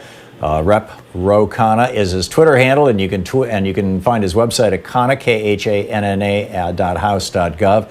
Jessica in Riverside, Illinois, you're on the air with Congressman Khanna. Hi, I'm so happy to talk to both of you. I have a question. I believe that Congress can take charge in making sure the testing gets done in this country by, can they ask the Congress to declare war on the coronavirus? Because Trump always says, this is a war, and so why not declare war? And then Trump bragged yesterday how the military budget has $1.5 trillion in it. We ought to put our military to use. We ought to put our National Guards to use to do the testing. We ought to get the tests. I don't understand. I think Congress could take over. Is that possible? Well, I think, you raise an excellent point, but it actually doesn't even require Congress. It requires FEMA. I mean, FEMA could create mobile testing sites in every part of this country. Remember, FEMA's budget was slashed from $7-8 billion to $4.8 billion in this administration. It's had money diverted from its primary purpose, which is to do things like this, into detention and into tracing undocumented immigrants. And what Trump needs to do is give the money from the Department of Homeland Security to FEMA and say, go do this in the different sites. Moreover, the Congress has allocated money for testing that isn't properly being administered. It's sitting there with HHS. I mean, if you ever want to know a time where not having political appointees, not having bureaucracies filled matter, it's now. HHS literally has not been given the clear guidance to Walgreens and CVS on how to do testing and how they would get paid. Remember when Trump 4 weeks ago said, everyone can just go into a CVS and Walgreens and you'd get tested? And what happened? I mean, it didn't happen because his HHS has not figured out how to make it happen. Joe in Cupertino, California, you're on the air with your congressman, I'm guessing. Tom, I just wanted to reiterate, I really appreciated listening to your show about 5 weeks ago. We had an emergency room physician call in, and she started talking about making habits of washing your hands. So here we are 40 days into this, and I've been washing my hands the last since I've been on hold 5 times. Congressman Khanna, I'm so grateful for your appearance today. I wanted to ask you about the status of the Bernie Sanders campaign, but that's not probably the question that we're going to spend a lot of time on. I think that if I could ask you a favor, I'd like to see if you could get some congressional recognition for our wonderful medical director, Dr. Sarah Cody. I think it was with her guidance that we were able to bring this curve down. And today we have only had like 18,000 tests, and only 1,800 people have come back positive, with less than 10% of the population. And this is because of their fast action that occurred on the 13th of March. On the 13th of March, they closed the schools, everything shut down, and we are now have less than 4 people die today. In a county of almost 2 million people, I think that's very spectacular. My question, or my ask is, since you're sitting on the congressional campaign, or the the Oversight Committee on Economics, I'm afraid that we're going to lose the post office. We are going to be voting by mail in November. Can we have funding for postal services to guarantee an election in November? And, I don't know how much enthusiasm is going to be out for Biden, but I'm just saying I want to make sure we have a free and fair election. Well, Joe, excellent points. I mean, Dr. Sarah Cody is a hero, and I wrote an op-ed in the San Francisco Chronicle detailing exactly what you said. She issued the first shelter-in-place in the country. It was 4 days before California, almost a week or more before New York. The former CDC director said had New York sheltered in place when Dr. Cody did, there would have been 80% fewer deaths in that state. And she did that because she was getting advised by Stanford epidemiologists and was really ahead of the curve. And, of course, every day that people waited was exponential growth. So that's a story and a lesson that needs to be learned about listening to scientists and experts. And I completely agree with you on trying to pay for the postage for mail. We need to make sure that vote by mail and provisions for that are part of the next stimulus. That it's critical to have a fair election, and who knows what the condition is going to be in November. Let's see here. Paul in Tucson, Arizona. You're on the air with Congressman Khanna. Hello, good morning. Congressman, I have the question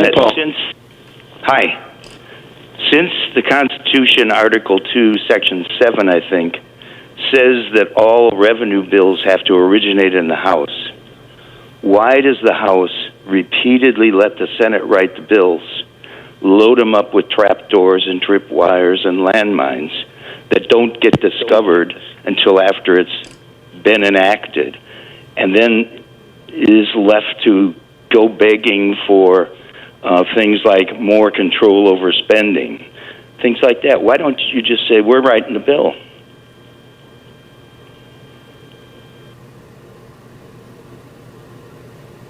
Whoop.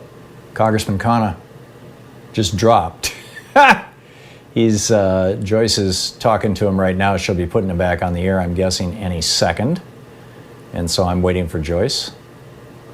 But anyhow, it was a good question. The Constitution actually does say, oh, there we go. I apologize for that. For some reason, the line Congressman dropped. Khanna, you're back on the air. Sorry. Yeah, is Paul still there? No, he's not. But his question basically was, the Constitution says that all spending legislation has to originate in the House. Why are you guys putting up with Mitch McConnell coming up with these, lard-heavy corporate bills, I guess? Well, that's an excellent question, actually. That really is. Not only is it constitutionally correct that the House have the power on spending, but we also have a lot of leverage. I mean, the president needs the House to approve anything that happens. And the first PPP program was disastrous in terms of who was getting the funding. I've heard from so many small businesses who got nothing. It was basically you needed a connection with your banker at Wells Fargo or Bank of America or whatever big bank to get the funding. And so what we ought to do is we ought to be giving the money, but we ought to be making sure it's going for $2,000 for every American, that it's actually going to small businesses, mom and pop stores and local restaurants and dry cleaners that need it, that it's going to increased unemployment insurance, that it's going to people who need it the most, and craft those bills. Steve in Seattle, you're on the air with Congressman Khanna. Hey, how's it going? What I wanted to talk about is something that might not specifically affect your district, but affects a lot of people in Washington and Alaska, is the potential for this quarantine to impact their ability to work the fishing season in Alaska this summer. Thousands and thousands of people from both Washington and Alaska either work as fishermen or work in the fish processing facilities. And if the quarantine goes on well into the summer, these people are going to lose that income that they depend on. And I know that's the story for so many people throughout the country, but I feel like fishermen and the cannery workers are kind of being underrepresented in this particular case. So basically, would you be willing to work with the Congress people from Alaska and Washington to craft something to help these people? Yes, thank you for raising that. I did not know the impact on fishermen in Washington or Alaska. And you're right. I mean, we're probably not thinking about all of the different types of industry that are having devastating impact. But if they are unable to work and if they're losing income, we have an obligation to step up and help. And I certainly will reach out to people I know, Pramila Jayapal, Derek Kilmer, and others in those states in Congress and see how it can help. Roberta in Maple Grove, Minnesota. We just have a minute to the break, Roberta. You got a real quick question for Congressman Khanna? My question was a follow-up on an earlier one where they asked what we could do to release some funds. We've earmarked funds for FEMA and we've earmarked funds for other areas. Is there any way for Congress to take the power to instruct FEMA to set up the drive-through testing and to take some of these kind of powers away from the president? He's proved he's not going to do them. Great question. Roberta, it's a great question because it's so frustrating as a member of Congress that knowing that we could do this, knowing that FEMA could do this, and having the president not act. I have not looked at whether it would be constitutional. I mean, Congress could give more money. The problem is that that's in a future allocation. I don't know if Congress could reappropriate the money and direct them without the president's consent. It's probably tough, but I'm going to look into it. Congressman Ro Khanna is with us for the hour, taking your calls. He's the vice chair of the Congressional Progressive Caucus, represents the Silicon Valley area of California in the U.S. House of Representatives. Khanna, KHANNA.house.gov is his website. You can tweet him at Rep. Ro Khanna. We'll be back with more of your calls for Congressman Khanna in our national town hall meeting right here on the Thom Hartmann Program. You're listening to Thom Hartmann. Visit ThomHartmann.com for audio and video archives. Stick around. We'll be right back. Congressman Ro Khanna is taking your calls.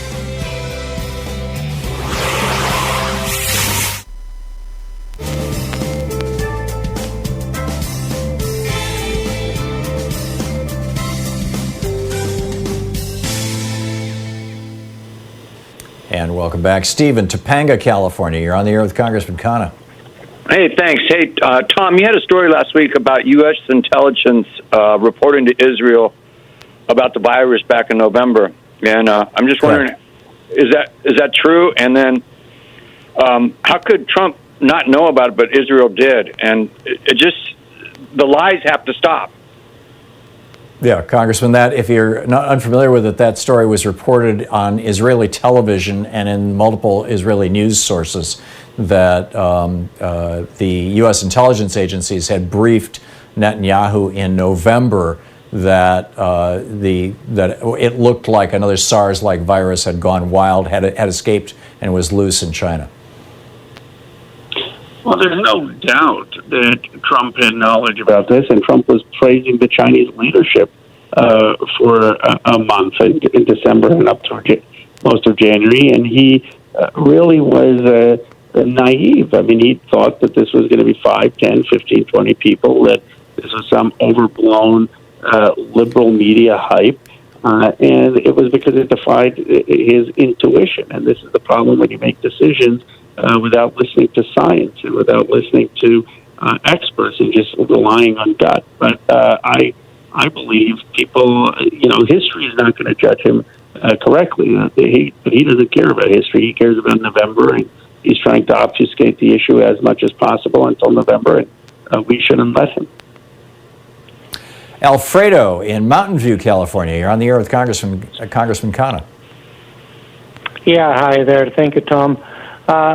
One of the concerns that I have, and I think people are overlooking, is, as you mentioned before, the rigging of elections by these Republicans using the computerized rigged machines, gerrymandering, purging lists, and so on. And my concern is that and no doubt, they're going to use these tactics to get this man in office again. So why is it that the Democratic Party has not put in place any laws to prevent these things from happening again? I mean, it's a no-brainer. He's going to do these things. Alfredo, we share your concern on election security. We have a bill. The first bill the Democrats passed when we took back Congress was to require paper ballots, to require election verification and security through paper ballots. So there was a trail. The problem is we're not just dealing with Donald Trump. We're dealing with Mitch McConnell, and it's very hard for us to pass anything like that with those two parties in power. So I share your concern and anxieties, and believe we just need to be as vigilant as possible during this election. Okay, Jeff in Portland, Oregon. Hey, Jeff, you're on the air with Congressman Khanna. Hey, good morning, Tom and Congressman Khanna. Thanks once again for the great town hall. We have so many people just trying to tread water to get by right now, Congressman. What do you think of the ideas of the government paying hotels to house the homeless, as San Francisco is trying to do? I don't think they've been successful yet. And also Chef Jose Andres' idea to have the government pay restaurants to stay open to feed the hungry, because all these commercial farmers are dumping their food away. Congressman, you want to pick up the answer to that on the other side of the break? Yeah. Okay, great. We'll be right back. We got to do it. Yeah, we'll be right back.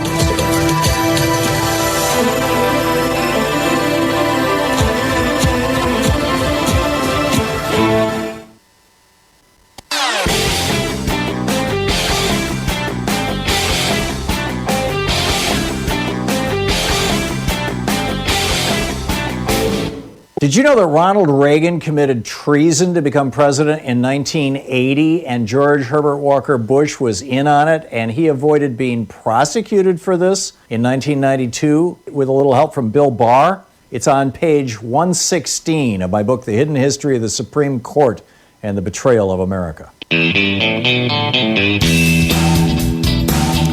Welcome back. Congressman Ro Khanna is with us, taking your calls for the hour. Congressman, a fellow just called with a quick question. You want to recap the question and give your answer?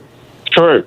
I mean, he basically said, well, why can't we be paying hotels to help house the homeless? And that makes sense, especially as those hotels may need business. And why can't we be paying some restaurants to feed those who are hungry and homeless? And I think both are sensible proposals that both help business, small business, at the time that they need it, and take care of our most vulnerable populations. Tony in Leicester, Mass. You're on the air with Congressman Khanna. Yes, hi. I was wondering if the $10 billion for the Postal Service was approved. It has not been, Tony, and it is not, and it's mind-boggling in a nation where we're spending $2.3 trillion on stimulus, $500 billion on large corporations, that we can't find $10 billion for the post office. But it shows that these fights are rarely about money; they're about values. And the Republicans have been wanting to privatize the Postal Service for ages.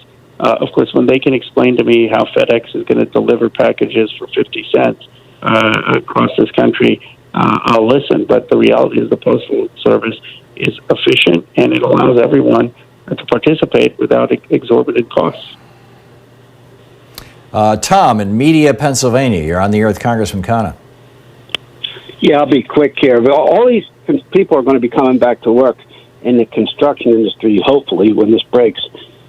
Wouldn't this be a really good time to, in this stimulus bill, to insist and maybe put even some money into a real robust enforcement of our E-Verify system, with much more enforcement and higher penalties to employers who knowingly hire people that are undocumented to get Americans back to work? I think both sides could agree on that if that's what's holding up money, and maybe you could put that in. It wouldn't cost a lot. Well, Tom, as I have discussed with Thom Hartmann before, I'm fine and believe that the real solution to the immigration issue should have been holding the employers accountable and not the undocumented individuals who are coming here often in extenuating circumstances. The real crime is being committed by these corporations who break unions or undercut American wages, and I'm happy to hold them to account. The E-Verify system, though, has often penalized the undocumented as well, in addition to the employers. So I'm reluctant to be calling for greater investment in E-Verify, but if you're talking about greater enforcement against the employers, I'm all for that. Melvin in Santa Fe, New Mexico. You're on the air with Congressman Khanna. Yes, thank you for everything you do and say. My question is this, and I know it's a loaded question. Why, with the stimulus package for the corporate bailouts, can't a condition be written into law as to they have to eliminate their offshore accounts, their foreign tax havens, and have to register here in the United States and pay taxes? I understand with the Vichy Republicans it won't happen, but is it possible? Thank you. I mean, not only is it possible, it should have been done, and we should have done equity in these companies. I mean, if you believe in the free market and these companies like United mismanaged their reserves, right? I mean, no one is saying they could have predicted the pandemic, but how do you not have 2 months, 3 months of payroll in your reserves? I mean, if a young family didn't have those kind of savings, the conservatives would jump all over them for fiscal irresponsibility. And most families can't afford those kind of expenses because they don't have the wages. But so the corporations mismanaged them. If they had gone to a bank, the bank would have said, okay, I'll loan you money, or a VC would have loaned them money, but they would have taken equity. Why is it that we have bailed them out with no equity for the U.S. taxpayer, with no requirements, as you point out, for them to pay tax or do things differently?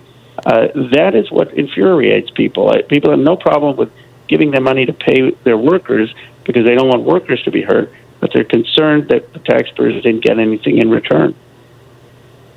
Jane in Seattle, you're on the air with Congressman Khanna. Hi, Congressman. Medicare has been empowered to do telemedicine, but only through the end of the year, and that should be expanded, but so should in-home visits for Medicare and Medicaid, because there are a lot of people that have very simple things that they're dying from, not having their heart medication monitored, et cetera, because they can't go to a healthcare facility. And home health care visits should be included in the next package. Jen, I agree with that. I agree that telehealth should be funded, not just for this crisis, but more generally. And I agree that in-home visits should be funded. I think that will save money and improve health. So I agree with both of those excellent suggestions. Don in Seattle, you're on the air with Congressman Khanna. Hi, Congressman Khanna. I know you're on the House Armed Services Committee, and I know you voted against the National Defense Authorization Act. My congressman is Representative Adam Smith, who is the chair of that committee. And anyway, the Democrats pretty much gave in to all of the Republican demands. It was called a total sellout. Don, real quick, we just have 30 seconds left. So anyway, how can we how can we stop the Democrats from giving into this and educate the public about the military waste? There you go. Thank you. I appreciate that, Don. I think we have an opportunity here when tragically over 40,000 people have died from COVID. People are going to ask, why is it that we're spending 1.5% of money on the CDC and spending $40 billion on defense? Aren't there other areas in science and vaccines and public health and education in this country that ought to be funded? And we need to be asking the hard questions of what national security looks like in the 21st century. Brilliant. Congressman, thanks so much for dropping by today. It's always a pleasure having you with us, and I appreciate your always love it. tight and concise. Thank you. I really appreciate it. Congressman Ro Khanna. We'll be back. Greg Palast is going to drop by. We're going to be talking about the Deepwater Horizon 10-year anniversary. All kinds of cool stuff coming on. Stick around. You're listening to Thom Hartmann.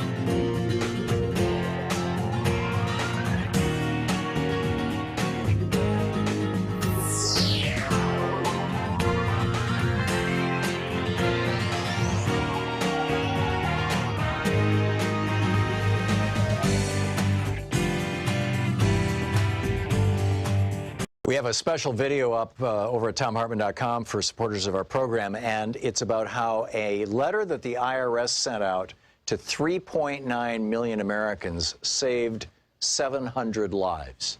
And you're like, wait a minute, the IRS saved 700 lives? How did that happen? Well, it had to do with Obamacare, and it's a fascinating story. And it turns out that this analysis of this IRS mailing was actually the first time that the federal government has done a study that actually proved that people having access to health care produces fewer deaths. For every 1,648 people who got the letter, there was one fewer premature death. I'll explain the whole thing in the video. It's you know, as I said, it's available over at ThomHartmann.com for people who are regular supporters of our program, and it is really worth checking out. And it's a great ad, essentially, for a national health care system.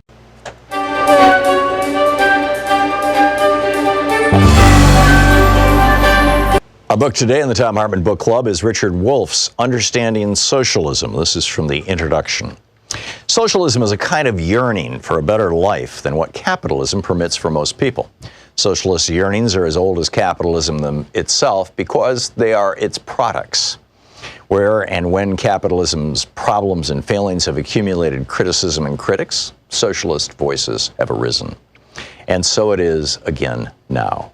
Any serious discussion of socialism must begin by acknowledging socialism's rich diversity. Whatever particular aspect of socialism we choose to analyze, they need to be located within socialism's complexity. That avoids presenting one's own interpretation as if it were the entirety of socialism. In this book, I focus on the economic aspects of socialism, how it differs from capitalism in broad outlines. I'm more interested in socialist critiques of capitalism and their implications about socialist alternatives than in the particulars of the few early experiments in erecting socialist systems, USSR, People's Republic of China, and so on, that history so far offers. Finally, my own education and work constrain me to concentrate on Western Europe and North America. Some important aspects of socialism are thus not covered or discussed here. Yearnings for better lives, such as socialism proposes, are not new. In slave societies, the slaves hoped and dreamed of lives less hard and less out of their own control. Their yearning aimed to obtain freedom. They sought social change that would preclude any one person being the property of another. In feudal societies, the serfs, free in the sense that no one owned them, yearned for better lives too. Their subordination to lords included heavy labor and other burdens that they wanted lifted. They hoped and dreamed of a society in which they would not be bound to the land, the lord of that land, and the feudal dues of labor and subservience. The serfs mobilized in the 1789 French Revolution to demand liberty, equality, and brotherhood. In effect, the serfs had expanded on what the slaves had called freedom. In the American Revolution against British King George III, the revolutionaries were neither slaves nor serfs. They were mostly self-employed farmers, craftspeople, and merchants subject to a foreign feudal kingdom. They wanted liberty as individuals to pursue their dreams without hindrance from feudalism or monarchism, whether foreign or domestic. They added democracy to the goals advanced by the slaves and serfs before them. The different systems of slavery, feudalism, and small-scale self-employment produced masses of people yearning for better lives. Eventually, each of those systems provoked revolutions. Many people then sought to break away from and go beyond those systems. The French and American revolutions marked key moments in the social transformations of major pre-capitalist systems into capitalist ones. By capitalist system, we mean that particular organization of production in which the basic human relation is employer-employee instead of master-slave, lord-serf, or individual self-employment. The revolutionaries who wanted and built capitalism hoped and believed the transition to employer-employee relations of production would bring with them the liberty, equality, brotherhood, and democracy they had yearned for. The revolution's leaders promised to themselves and to the people they led that those goals would be achieved. But the transition to capitalist employer-employee relations that increasingly replaced the previous slave, feudal, and self-employment relations of production had unintended consequences. Capitalism soon proved to be different from what its revolutionaries had hoped. While it enabled some people to be more free and more independent than slaves, serf, or self-employed subjects of monarchies had been, it also seriously limited freedom, independence, and democracy for many. Capitalism betrayed many of the promises made by its advocates. It produced and reproduced great inequalities of income and wealth. Poverty proved to be as endemic as capitalism seemed equally adept at producing and reproducing both wealth and poverty. The capitalist rich used their wealth to shape and control politics and culture. Democratic forms hid very undemocratic content. The cyclical instability attending capitalism constantly threatened and hurt large numbers of people, and so on. Growing numbers of employees within capitalism began to yearn for better lives. They defined those yearnings first in the familiar terms of the earlier French and American revolutions: equality, fraternity, liberty, and democracy. They criticized a capitalism that failed to deliver those to most people and demanded social changes to achieve them. Many people still continue to want a better, softer, friendlier capitalism, where government regulates and intervenes to achieve more of what the French and American revolutionaries had yearned for and promised. They are also often self-defined as socialists. However, capitalism's development provoked another, different perspective that also called itself socialism. In that view, capitalism had not broken from slavery, feudalism, and monarchy nearly as much as its advocates had imagined.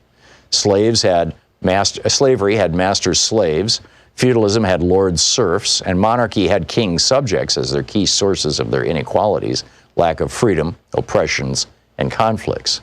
The employer-employee relation of production and capitalism generated parallel problems. Capitalism installed monarchies inside individual workplaces, even as monarchies outside workplaces were rejected. Kings mostly disappeared, but inside workplaces, the owners or their designated boards of directors assumed king-like powers. The book Understanding Socialism by Richard Wolff.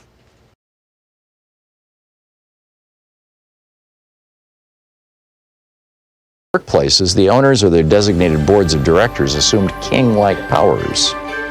The book Understanding Socialism by Richard Wolff.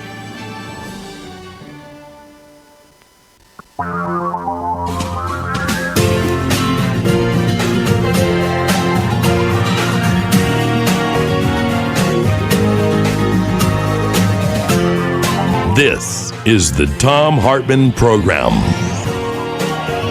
Welcome back. Thom Hartmann here with you, and on the line with us is Greg Palast, the author of several New York Times bestsellers, including The Best Democracy Money Can Buy, and you know him through his work with BBC Television, The Guardian, Democracy Now!, Rolling Stone. His new book, How Trump Stole 2020, will be out June 2nd. It's available for pre-order now, and GregPalast.com is his website. You can tweet him at Greg_Palast. Greg, welcome back, and tell us about Deepwater Horizon.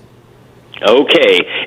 Forget the idea that it's an accident. I investigated the Deepwater Horizon for Channel 4 Television of Britain and the Big Arte system of Europe, and I did a whole feature-length film. What happened was 17 months before the Deepwater Horizon exploded, which they said had never happened. They never had a blowout before in an offshore a deepwater drill. But 17 months before, they had BP had almost an identical blowout in the Caspian Sea, same ocean rig, a Transocean deepwater rig. They covered it up, okay? They covered it up, and then David Rainey, their vice president, 9 months before the Deepwater Horizon exploded and blew out, he testified before Congress, Tom. The vice president of BP said that they've never had an unsafe situation at an offshore deepwater drilling platform, never in 50 years. And it was just months earlier that they had a massive blowout in the Caspian, which was covered up. And by the way, they got help. And now I only know about this, by the way, Tom, because I got literally an insider at BP who was on the rig next to the one that blew out in the Caspian Sea. I flew to the Caspian Sea to confirm that this happened. I got arrested there, but then was kind of catch and release because I was a British reporter at the time. And, yeah, they had this blowout and BP covered up, but they also, so I not only had that insider, but another insider named Chelsea Manning, who obtained the cables from the U.S. State Department, in which the State Department knew about the blowout, kept it secret, did not tell the U.S. Interior Department, which they must do by law. And That's how the Deepwater Horizon got its permit to drill. They had just started drilling, and they only got it over objection of the Interior Department, which said this is unsafe. They said, no, we've always been safe, and Congress forced them to allow that drilling. 11 men were incinerated, 600 miles of coastline destroyed. That's the real story. And that was 10 years ago right now? 10 years ago today was the Deepwater Horizon blowout. And, again, it's always been, it's an act of nature. There were mistakes made at the drill. There a lot of course, all the safety equipment was missing. I have to tell you that part of my investigation went up to Alaska because, I was the chief investigator on the Exxon Valdez case. This was before I was a journalist for fraud charges brought by the natives of Alaska. And BP was actually in charge, supposed to prevent that spill of the Exxon Valdez. Exxon, because it had its name on the boat, got all the blame, but BP was more to blame. They didn't have any cleanup equipment there, which they had promised to have, which they'd signed off and said they had, and then they pulled the same stunt in the Gulf. So from, basically 20 years later, we had the Deepwater Horizon. They'd covered up the Gulf spill, the Caspian Sea blowout, of course. So you've got a multiple, a recidivist environmental killer out there, British Petroleum. And as we head into Earth Day and remember this day 10 years ago, let's not forget they're still out there and nothing's improved. That's amazing. So, Greg, one of the stories that keeps popping up with annoying regularity and has for the last 3 years is how Donald Trump and his administration, he's put a coal executive in charge of the EPA, a coal lobbyist, an oil lobbyist in charge of the Interior Department, how these guys keep undoing not just Obama-era regulations, but in some cases regulations that go all the way back to Nixon. As a consequence of that, is the next BP, Deepwater Horizon blowout kind of event more likely now? Absolutely, because we are not enforcing. That you need there's a lot of oil spills, Tom, and it's actually pretty easy to stop them. You basically surround them with rubber, and you suck. You get the sucker ships, or the containment ships as they call them, but you have to have that equipment in place, and it costs literally billions for BP to live up to its agreements for the Gulf and its agreements for Alaska, and they've never lived up to those agreements. There was no reason why first of all, they should never have used the system that they used, which is nitrogen-laced quick-dry cement. That still is not prohibited.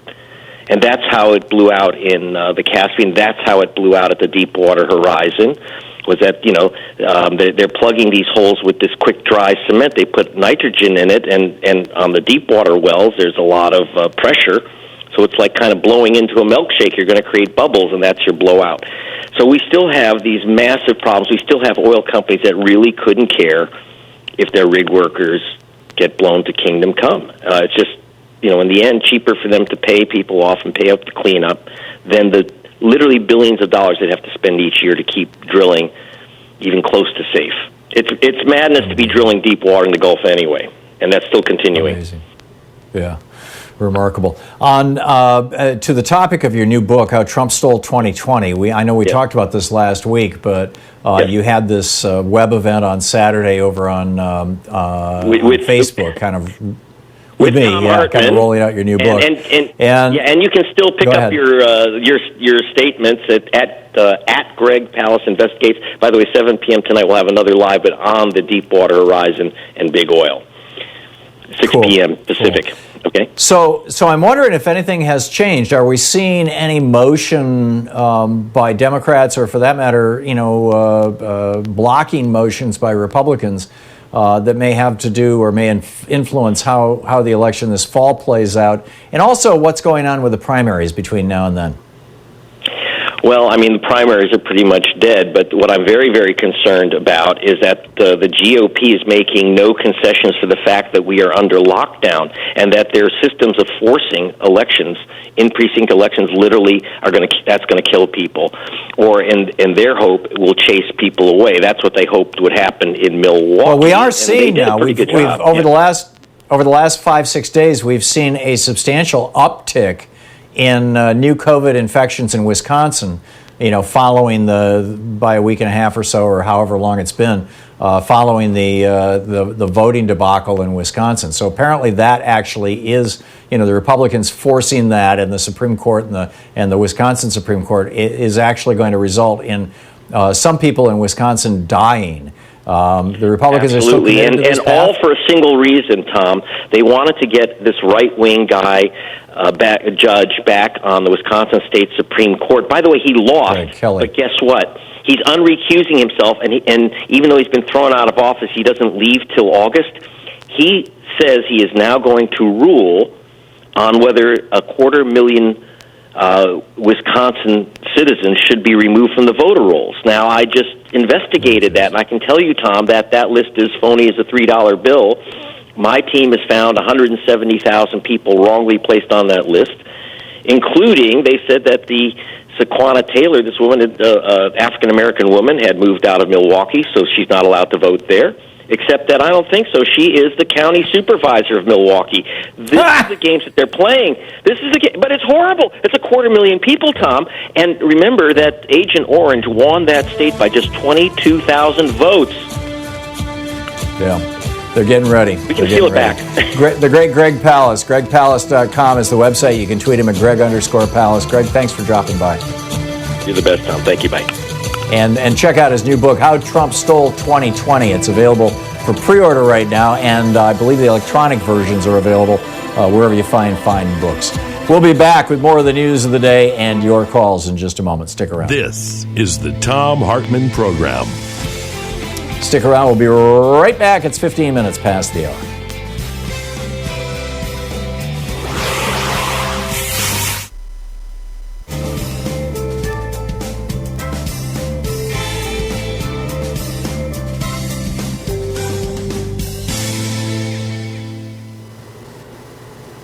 And welcome back.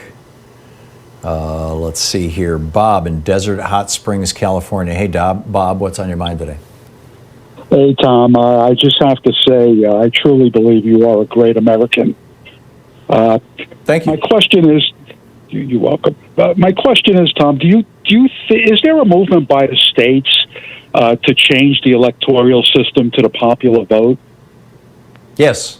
Yeah, there is. Fairvote.org is the website if you want to check it out. It's an interstate compact that and so far you have to have, I'm not going to cite the number because I may be off on it, but you have to have a certain number of electoral votes in order to get the White House, right?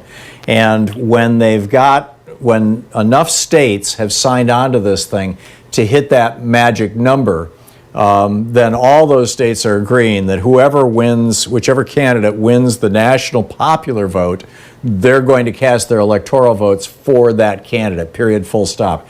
And so that will be the end of the Electoral College. The thing that's holding it up, this has been going on for 30 years, the thing that's holding it up is the Republican states. The last two Republican presidents, Bush and Trump, did not win the popular vote. They both lost the national vote.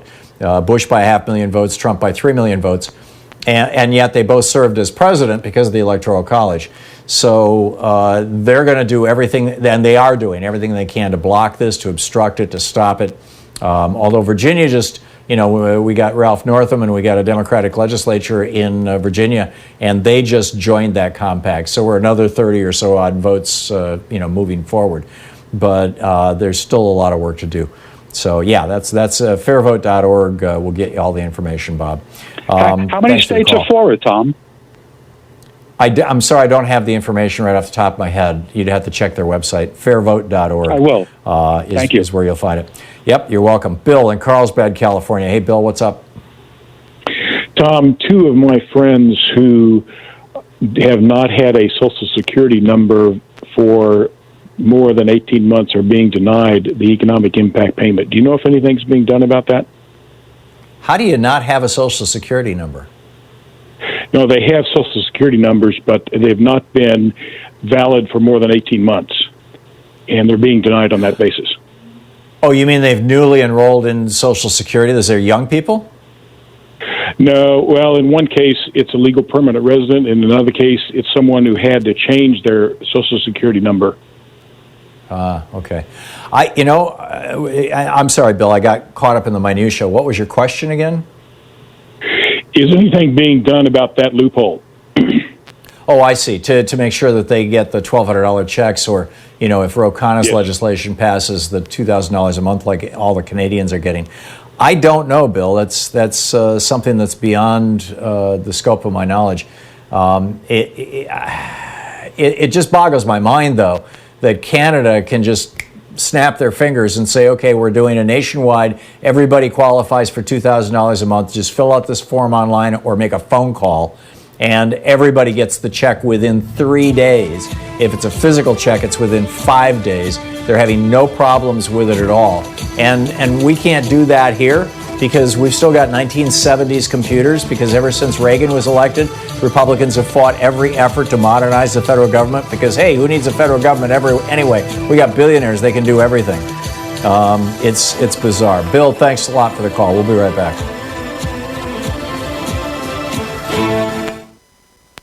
Our 1-hour free podcast recaps our show, and it's available wherever fine podcasts are found. And we have the full 3-hour podcast available over at thomhartmann.com if you want to really support our program.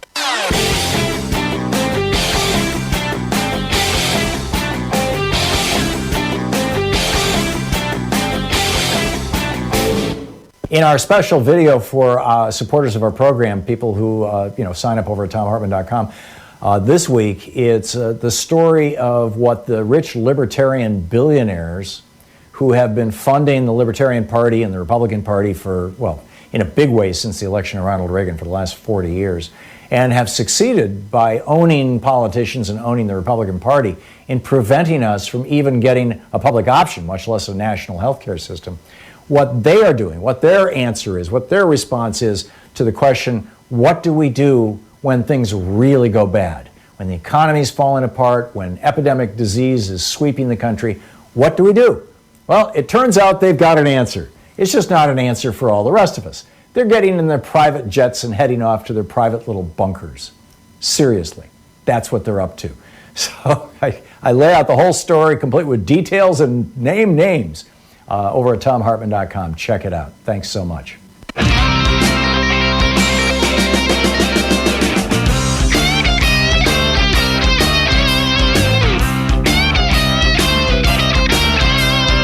Welcome back. Some of the news I just wanted to recap here with you. Some of the stuff that's going on. And by the way, Victoria Jones is going to be with us at the bottom of the hour for a real quick update on this huge expose, big news in the UK about a major failing by Boris Johnson that kind of parallels exactly what Trump is up to. But we'll get to that then. Judd Legum is over on his popular.info website and newsletter, is talking about how these big corporations basically sucked up all of the Paycheck Protection Program, the PPP money. Ruth Chris Steakhouse, they got $20 million. Now you're only supposed to be able to get 10. How'd they get $20 million? And this is a company, by the way, that has $86 million in cash reserves, $441 million in revenue last year. The way that they got it is, they're too big to qualify, so they did it through two corporate subsidiaries. Seriously. And what happened to last year's surplus? Well, they spent some of it on stock buybacks. Right. But they're not using this money to keep their hourly workers whole. Nope, not a chance. Cheryl J. Henry, the CEO, she was paid $6.1 million in 2018. The group also continues to pay hundreds of thousands of dollars to its former CEO, Michael O'Connell, its chief administrative officer, Susan Merdamny, its chief financial officer, Arnie Hack, and all of these executives are eligible, Judd Legum writes, for large bonuses and an automobile allowance of up to $1,000 a month. Right. Meanwhile, we're seeing all these warnings, and this is, I want to say this very soberly and very seriously. I've been talking about this for years on this program, that when in 1999, when we blew up Glass-Steagall, we put our banking industry on a path for a disaster. And when Reagan, back in the 1980s, eliminated, there was a law that made it illegal for companies to buy back their own stock. That was called market manipulation, which it is. And there was a law that made it illegal to compensate executives with stock, or made it very difficult, very expensive for corporations to do. Reagan changed both those things, and as a result, we've seen 40 years now of stock market manipulation and inflation. The stock market has exploded since then, but not because companies are worth more, but because they've figured out how to game the system. So we are looking now, as this all unwinds, as all this debt unwinds, all this corporate debt unwinds, we're adding $5 trillion to our national debt. That's going to have to unwind. As we look at all this, we are looking, in my opinion, and like I said, I wrote a book about this in 2013, the crash of 2016. It's not in print anymore, but you can find used copies. We are looking at another Republican Great Depression, and that's what they called it up until the 1950s. It was referred to as the Republican Great Depression of the 1930s, and it was the Republican Great Depression, and now we're fixing to have the second Republican Great Depression. We've got the post office on the edge of going broke. We've got state governments that are going to be going broke. The federal government can print money. It can issue its own money. It can issue debt. State governments can't. Some of them can issue debt, not all of them, but they have to balance their budgets, and in order to sell their debt, they're going to have to pay more and more interest. Food banks are being overwhelmed. I shared with you a couple of days ago an email I got from a Canadian pharmacy about how worldwide, over the last 3 weeks, China and India have stopped shipping pharmaceuticals. We're going to see in the next month or so, we're going to start seeing significant pharmaceutical shortages in the United States. You've got farmers plowing their food, their food crops back into the soil. We're going to start seeing, in my opinion, food shortages. People right now, you'll recall back 2 months ago, maybe even a little before that, I was telling people, hey, just, I don't want to be panicky. I don't want to be scaring people, but get a couple of weeks worth of food. And this was before people were cleaning out stores and grabbing toilet paper. And I was trying to be very careful, very responsible. I don't want to scare anybody. Well, I'm telling you now, start planting food. Get a bunch of potting soil. You can still do it. Louise and I got a bunch of it yesterday from a store, a nursery here in town, where you go on their website, you give them your credit card and everything, and you pull your car up in front, pop open the hatchback, they load it into the back of the car, and boom, off you go. Start growing food. I'm telling you, we are facing a second Great Depression. Victory Gardens helped us get through World War II, and back when the Great Depression happened in 1930, 10% of Americans lived on farms and worked farms. Now it's less than 1%. So we're not going to quite have that buffer. Ford, here's an indicator of exactly what's going on. Ford Motor Company is facing serious problems. Nobody's buying cars right now. They needed to borrow some money. So they floated some bonds, some corporate bonds. They're having to pay almost 10% on these bonds, 9.625%. When a big corporation like this has to pay 10% to get anybody to loan them money, that means that the people who have money think that Ford isn't going to survive.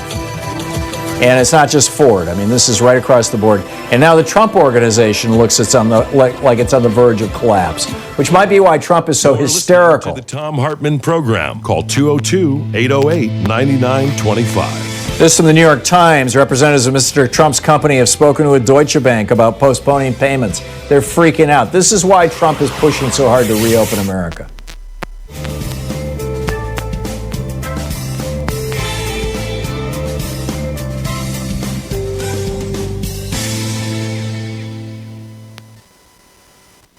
This is the Thom Hartmann Program.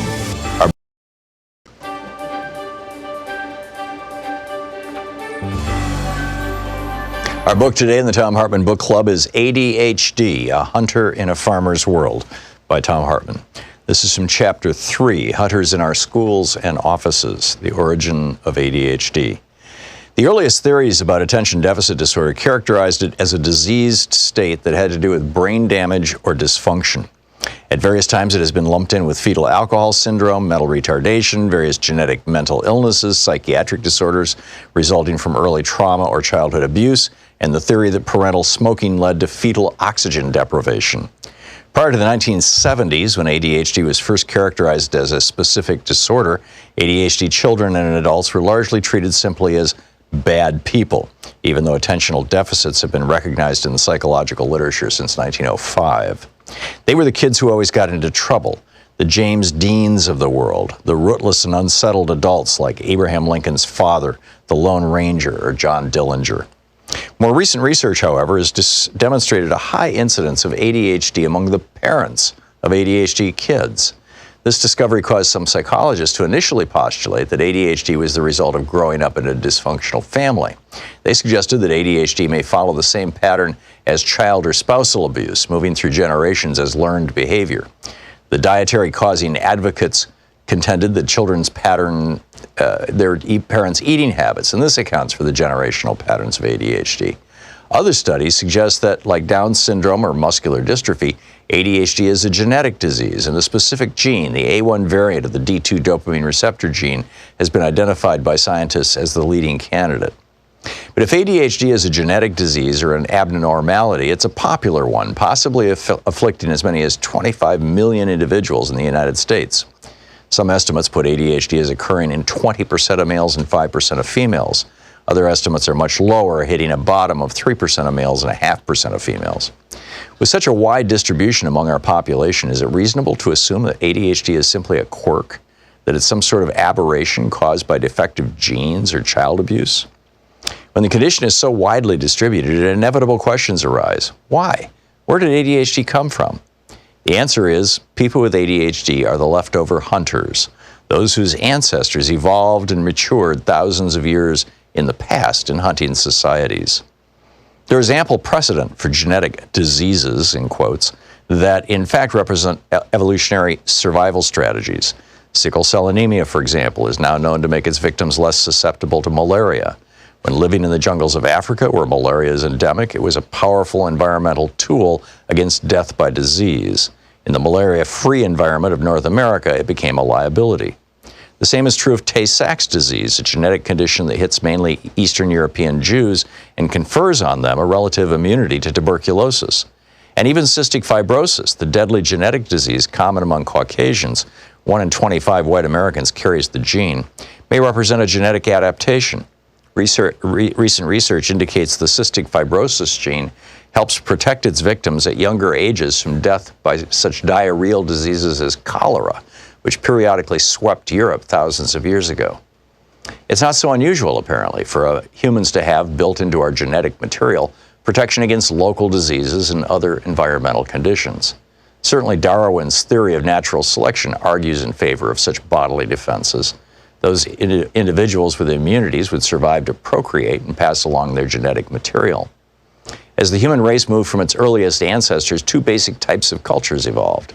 In the areas that were lush with plant and animal life and had low human population density, hunters and gatherers predominated. In other parts of the world, particularly Asia, farming or agricultural societies evolved. Be it pursuing buffalo in North America, hunting deer in Europe, chasing wildebeest in Africa, or picking fish from a stream in Asia, these hunters needed a certain set of physical and mental characteristics to be successful. Number one, they constantly monitor their environment. That rustle in the bushes could be a lion or a coiled snake. Failure to be fully aware of the environment and notice that faint sound might mean a swift and painful death. Or that sound or flash of movement might be the animal the hunter was stalking, and noticing it would mean the difference between a full belly and hunger. I've walked through forests and jungles with modern hunter types in the United States, Europe, Australia, and East Africa, and one characteristic always struck me. They notice everything. A flipped-over stone, a tiny footprint, a distant sound, an odd smell in the air, the direction in which flowers point or moss grows. All these things have meaning to hunters, and even when walking quickly, they notice everything. Number two, they can totally throw themselves into the hunt. Time is elastic for them. Another characteristic of a good hunter is the ability to totally focus on the moment, utterly abandoning all consideration of any other time or place. When the hunter sees the prey, he gives chase through gully or ravine, over fields or through trees, giving no thought to the events of the day before, nor not considering the future, simply living totally in that one pure moment and immersing himself in it. When involved in the hunt, time seems to speed. When not in the hunt, time becomes slow. While a hunter's ability to concentrate in general may be low, his ability to utterly throw himself into the hunt at the moment is astonishing. 3, they're flexible, capable of changing strategy on a moment's notice. If the wild boar vanishes into the brush and a rabbit appears, the hunter is off in a new direction. The book ADHD, A Hunter in a Farmer's World by Thom Hartmann.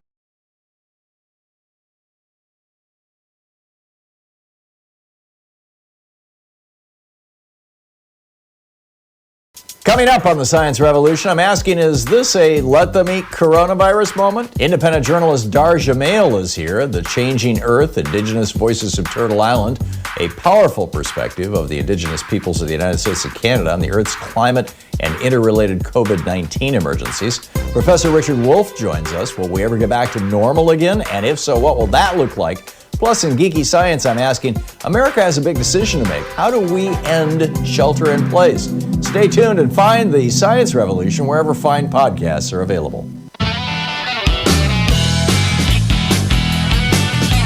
Welcome back. Thom Hartmann here with you. On the line with us is our old buddy Victoria Jones, the chief Washington analyst for the DC radio company. You can tweet her at Victoria Jones DC. And Victoria, I understand that Boris Johnson is, we just learned, for example, that Donald Trump, that his administration notified Israel in November, we got this from Israeli press, in November, that a SARS-like virus was spreading around China and they should be prepared for if it breaks out in the Middle East. We know that Trump, dithered for months and months and months. The World Health Organization warned him back in December. He did nothing. Apparently, Boris Johnson has a similar problem. Well, Boris Johnson's, we don't know how deep his problems may be, but one thing that has emerged, one of a couple of things that have emerged, is in the Sunday Times, a 5,000-page story that slammed Johnson's handling of the crisis, which is being slammed on all sides, finds that he skipped 5 crucial COBRA meetings. COBRA is the group of the government emergency group that meets when there's a crisis. These were held in January and February to discuss coronavirus at a time when it was known that it was going to be something serious. And he skipped 5 of these emergency meetings.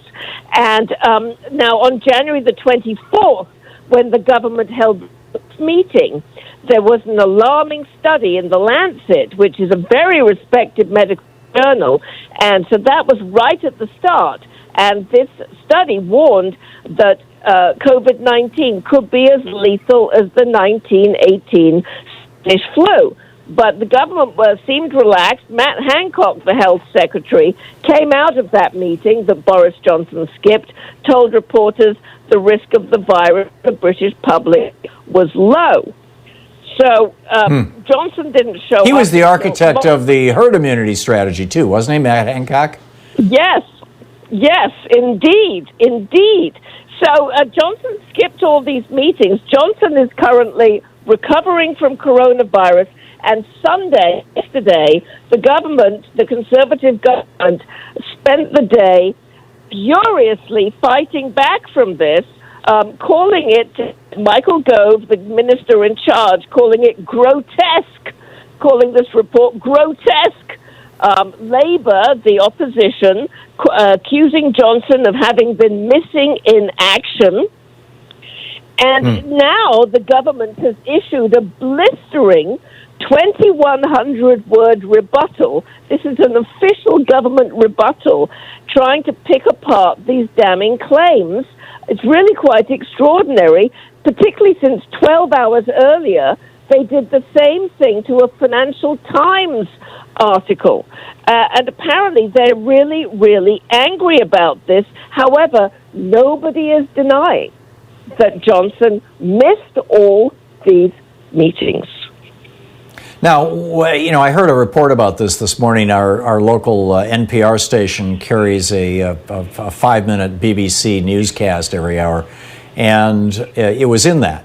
And basically what the presenter said was, the prime minister isn't expected to show up at every meeting of every agency and every group, and he's got people who do that for him. Why are you guys all hysterical? Well, they are. Some people are saying that. However, this was a time when it was known that this was very serious, and also the government was in recess, and it was also a bit of a scandal because during this governmental recess, this parliamentary recess, Boris Johnson was spending the entire time at his country house, actually large house. The opposition was accusing him of not working weekends, which, by the way, senior insiders in Number 10, government officials, are saying, that's right, Boris does not work weekends. And he was already being accused of not liking to work very hard. So he's like Ronald Reagan and Donald Trump. In that sense, yes. But at the same time, there's also backlash against the press for asking tough questions. Oh, geez. So with regard to the British public, how is this playing out? I mean, is this are people turning against Johnson as a consequence of this, or is he gaining some sympathy? I think there's sympathy because he got sick, because the British public are pretty, soft on things like that. However, his government has very little sympathy right now. 100 National Health Service workers have died on the front lines. People are being told to wear plastic aprons rather than protective gear because they don't have protective gear. And in this same Sunday Times article, it emerged that Britain sold a huge amount of PPE to China at the same time that Boris Johnson was in these meetings. And there's an uproar about that also. Wow. We were shipping tons of it to China, too, in January and February. It's just amazing. Remarkable stuff. Victoria, thank you for the report. It's always great to hear from you, and I really appreciate your perspective on these things, your ability to share them with us in a context that most reporters miss. Thank you so much for dropping by today. Thank you very much. Thanks. It's great talking with you. Victoria Jones of the DC Radio Company. Her Twitter handle, Victoria Jones DC. Wow, what an amazing story. Brandon in Thorndon, Colorado. Hey, Brandon, what's on your mind today? Hi, Tom. Thanks for all you do and keeping us sane. I appreciate it. Just a quick question. It was going to be for Senator Ro Khanna, or Representative Ro Khanna. However, I missed that. It's about the impact money. My wife got the check, and we filed separately but married last year. And she got her check, and she got the money for the kids. However, I didn't get my check. And so I went to the website for irs.gov, and it just said nothing, basically, to me. It just said it didn't, pending or no new information. So I just wondered if there was a place people could go to find out more information to follow up about their stimulus checks. To the best of my knowledge, right now, there's not. You just have to wait another week or so and see if it shows up. The problem that we have here is that ever since 1981, ever since Reaganism took hold, the IRS has been consistently and regularly underfunded and, in fact, defunded to the point that the last 3 years, Trump has cut their budget so much that they've stopped auditing, by and large, rich people, because those are large, expensive, multi-year audits, and now they're just auditing working people. And, which is, of course, was what the Republicans, that was their goal in defunding the IRS to begin with. When David Koch ran for vice president in 1980 on the Libertarian ticket, one of his party platform planks was to completely shut down the IRS, period, full stop, just do away with it. And so they're doing that. So the result of that is that the computers that the IRS uses, many of them were brought online in the 1970s. And in the early 1980s, before the Reagan defunding happened, there were some upgrades during the Clinton administration, some small upgrades during the Obama administration. But basically, these guys are working with short staff and ancient equipment. So to the best of my knowledge, Brandon, I don't have it. Maybe somebody will call who knows something I don't, but I have not seen anything in any of the press about that. Good luck. Eric, I still haven't gotten my check either. Eric nor has Louise. Eric in Bristol, Florida. Hey, Eric, what's up? Tom, please stay safe because we need you guys. We need you around for many years to come. Thank you. I was thinking that if you really want to analyze what the economic impact of this thing is going to be going forward, you need to look at the years surrounding the 1918 pandemic. Back then, our population was going up about 1.5 million per year. But during the year of the pandemic, we had a net decrease of 60,000 in our population. So we effectively had 0% zero population growth for that whole year. Now, I'm not sure what it's going up by now. I'm guessing it's somewhere between 3 and 4 million. Well, that's 3 or 4 million people over the next year who we're not going to have added to our economy. So they're not going to need housing, clothing, food, and all that. So I was just wondering what your thoughts were on that, sir. I think it's a drop in the bucket. We're 330 million people, so if we're growing at the rate of 1% a year, and I frankly, off the top of my head, don't know the growth rate of the American population, but if we were, I don't think it's going to make any difference. We have, because of a series of just policy stupidities, we allow foreign oligarchs to buy real estate in the United States as an investment. So you've got a significant portion, I'm talking double-digit percentage, of housing stock on the west and east coasts that's not even owned by Americans. It's owned by Saudis and Chinese and Japanese and folks from very, very wealthy countries who are simply parking their money there. Much of that housing stock is empty. It's vacant, or it's rental properties. It's just messing with our housing costs, and that's just the beginning of it. So, I don't think it's going to have a big impact. You're listening to Thom Hartmann. Visit ThomHartmann.com for audio and video archives. The much larger impact is going to be the absolute collapse in demand we're seeing right now, which is going to has already started a vicious, not a virtuous cycle.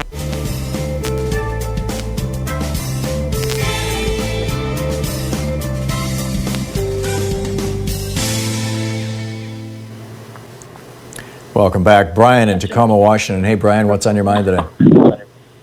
Hey, you get a lot of calls, and you talk a lot about whether people ask you, if Trump can cancel the election, and your answer is usually no, which I don't disagree with. But my understanding, and correct me if I'm wrong, or you interpret differently, but my understanding is January 20th or 21st or whatever, if he cancels the election, he is no longer president at that point. He's not just default president again. His term will have expired. And at that point, Senate Pro Tem Chuck Grassley, who is the first person in line whose term doesn't expire, because Pence's would expire and Nancy Pelosi's would expire. He's not just automatically president again, from my understanding. But Grassley is not running for re-election, and so his term is expiring on, I think it's January 3rd, whatever the first day that the new Congress is sworn in. Not till 2022. Oh, it's 2022? Oh, thank you for that, Brian.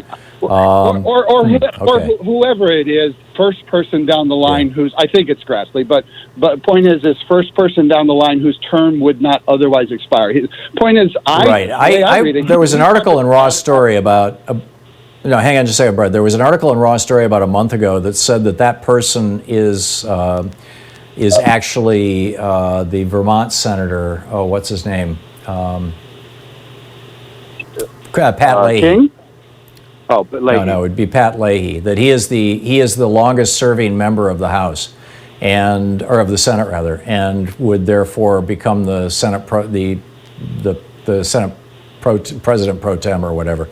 But this is something that I don't know that much about, Brian. I need to do my homework, so I can't give you a quick answer. I'm sorry. Thank you very much for the call, though. Karen in Calistoga, California. Hey, Karen, what's up? Hi, thanks, Tom. A long-time listener, first-time caller. And I had two additional points about language, in addition to talking about the Republican Party not being pro-life, with everything you've been talking about today, we need to start calling out the Republican Party as the Republican death panels, because they created they created the term, and it just perfectly describes what they're doing right now. Yeah, and the Republicans in Congress are a death panel. And along with Fox, the other thing is that Republicans tell us, they've been telling us for 40 years, that government is bad, and they will never prove themselves wrong. They govern badly.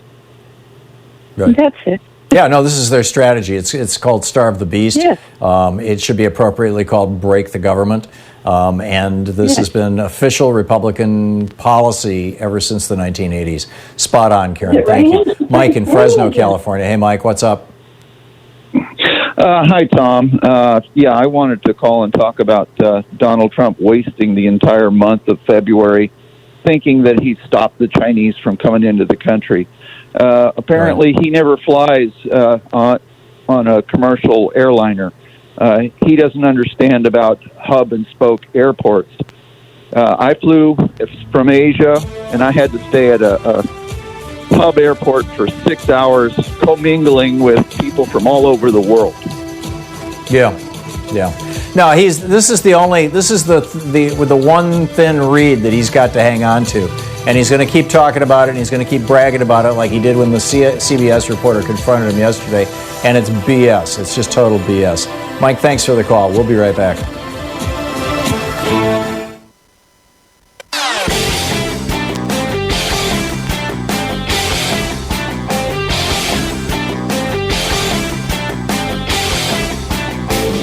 Did you know that Ronald Reagan committed treason to become president in 1980, and George Herbert Walker Bush was in on it, and he avoided being prosecuted for this in 1992 with a little help from Bill Barr? It's on page 116 of my book, The Hidden History of the Supreme Court and the Betrayal of America.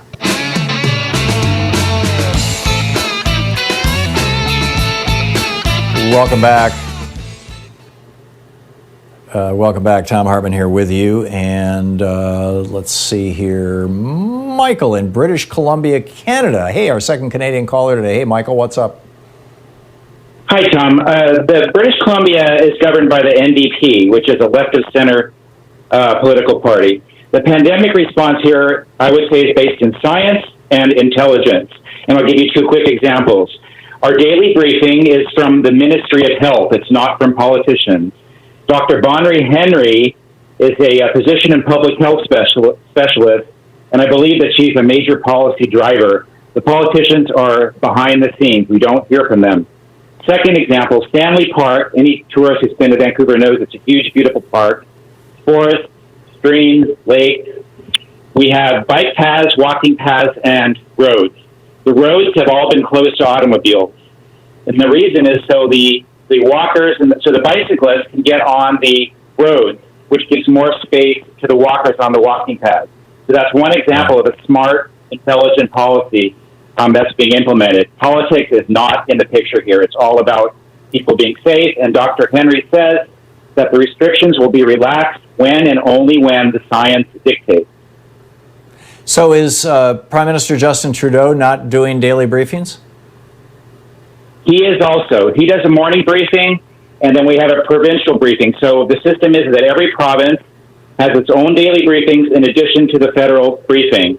And the provinces are independently governed with respect to policy, but the policies are roughly the same. And I can tell you, here in British Columbia, people are very cooperative. They're following, in general, the social distancing guidelines. We're all frustrated. We want to be able to get near each other again, but we understand that this is for the public good, and we trust the government. The government is on our side here, Tom. I get that, Michael. I told you, on Saturday, Louise and I discovered CBC, and we watched Justin Trudeau do his briefing, or at least a part of it. And I was impressed by how practical, how straightforward, how transparent, and how completely non-political. He was not talking about himself. He wasn't talking about what a great job he's doing. He wasn't talking about, he wasn't patting himself on the back. He wasn't attacking the opposition party. It was just very, very straightforward. Here's what's going on. Here's where your $2,000 checks are. Here's where we're at on the science. I was just really impressed. Is that your sense of it too, Michael? My sense is that politics has no place, and Canadians generally agree. Politics has no place in this. This is a public health crisis, and it's being administered as a public health crisis. And the government, we feel, is on our side. It's working for us. It's how it's supposed to be in the U.S., too. Yeah, there you go. Okay, thanks a lot for the call. It's great to hear from you, Michael. Thank you for watching us on YouTube, too. Jane in Boulder, Colorado. Hey, Jane, what's up? Hi, Tom. I'm calling to find out if it's possible that our mortgages and rent payments couldn't be put on hold for 6 months or so to give people a chance. It could be, Jane. This would be something that would have to be done by Congress if you're going to do it nationwide and endorsed by the president. And then there would have to be some sort of backstopping for the banks and financial institutions. And I don't know if Canada's doing that or if other countries are doing that. I know that here in Portland, and maybe the entire state of Oregon, I'm not sure if this was a Portland or an Oregon story, they've put a 3-month moratorium on evictions. But that's a whole completely different thing. And some landlords are saying, we're going to cut you some slack too. But I would love to see that. I think that we're going to need that. I think as this country slides deeper and deeper into the next Republican Great Depression, we're going to have to deal with this. Jane, thank you for the call. Joe in Iowa City, Iowa. Hey, Joe, what's up? Hey, Tom. Good afternoon. In answer to your question about whether Trump's going to get away with these crimes, my opinion is that he probably will, based upon the fact that he's gotten away with everything for most of his life. And I think that one of three things is going to happen. Either he's going to fix the election and win it, or he's going to make it not happen, or he's going to take $500 billion out of the federal treasury and move to Russia. It wouldn't surprise me. He'll build a Trump Tower there. He'll take Ivanka and Jared with him, leave his boys here to fend for themselves. God only knows. Pete in Newport, Oregon. Hey, Pete, what's up? Hi, Tom. I heard you talking about the PPP loans, but I had actually called and asked Senator Pocan last week about what he was going to do to hold the SBA accountable with the emergency economic injury disaster loans. Because what we found, I personally applied an hour after the bill was signed into law, and I know over 21 other businesses in Michigan, California, and Oregon that all applied within 2 days of it being signed. And what we saw is that all of the money went out to companies that had more than 10 employees doing over $1 million in sales, and that micro businesses didn't get anything. And you're the first person that I've heard talk about it in the media. And do you think anything can be done to hold the SBA accountable so that, because they changed the letter of the law and they didn't follow the actual bill itself, so that us...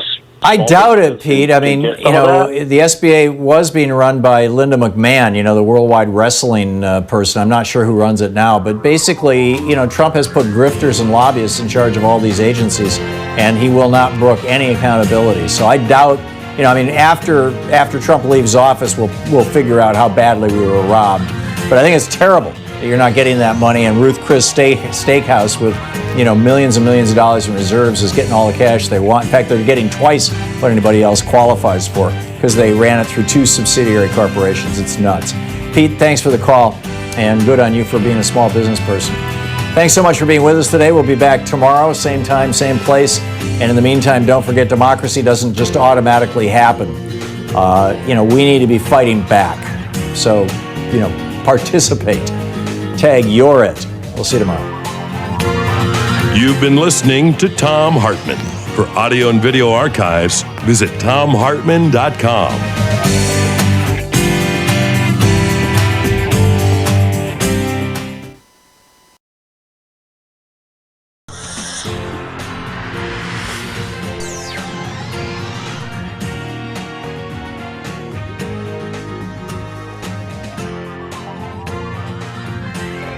We say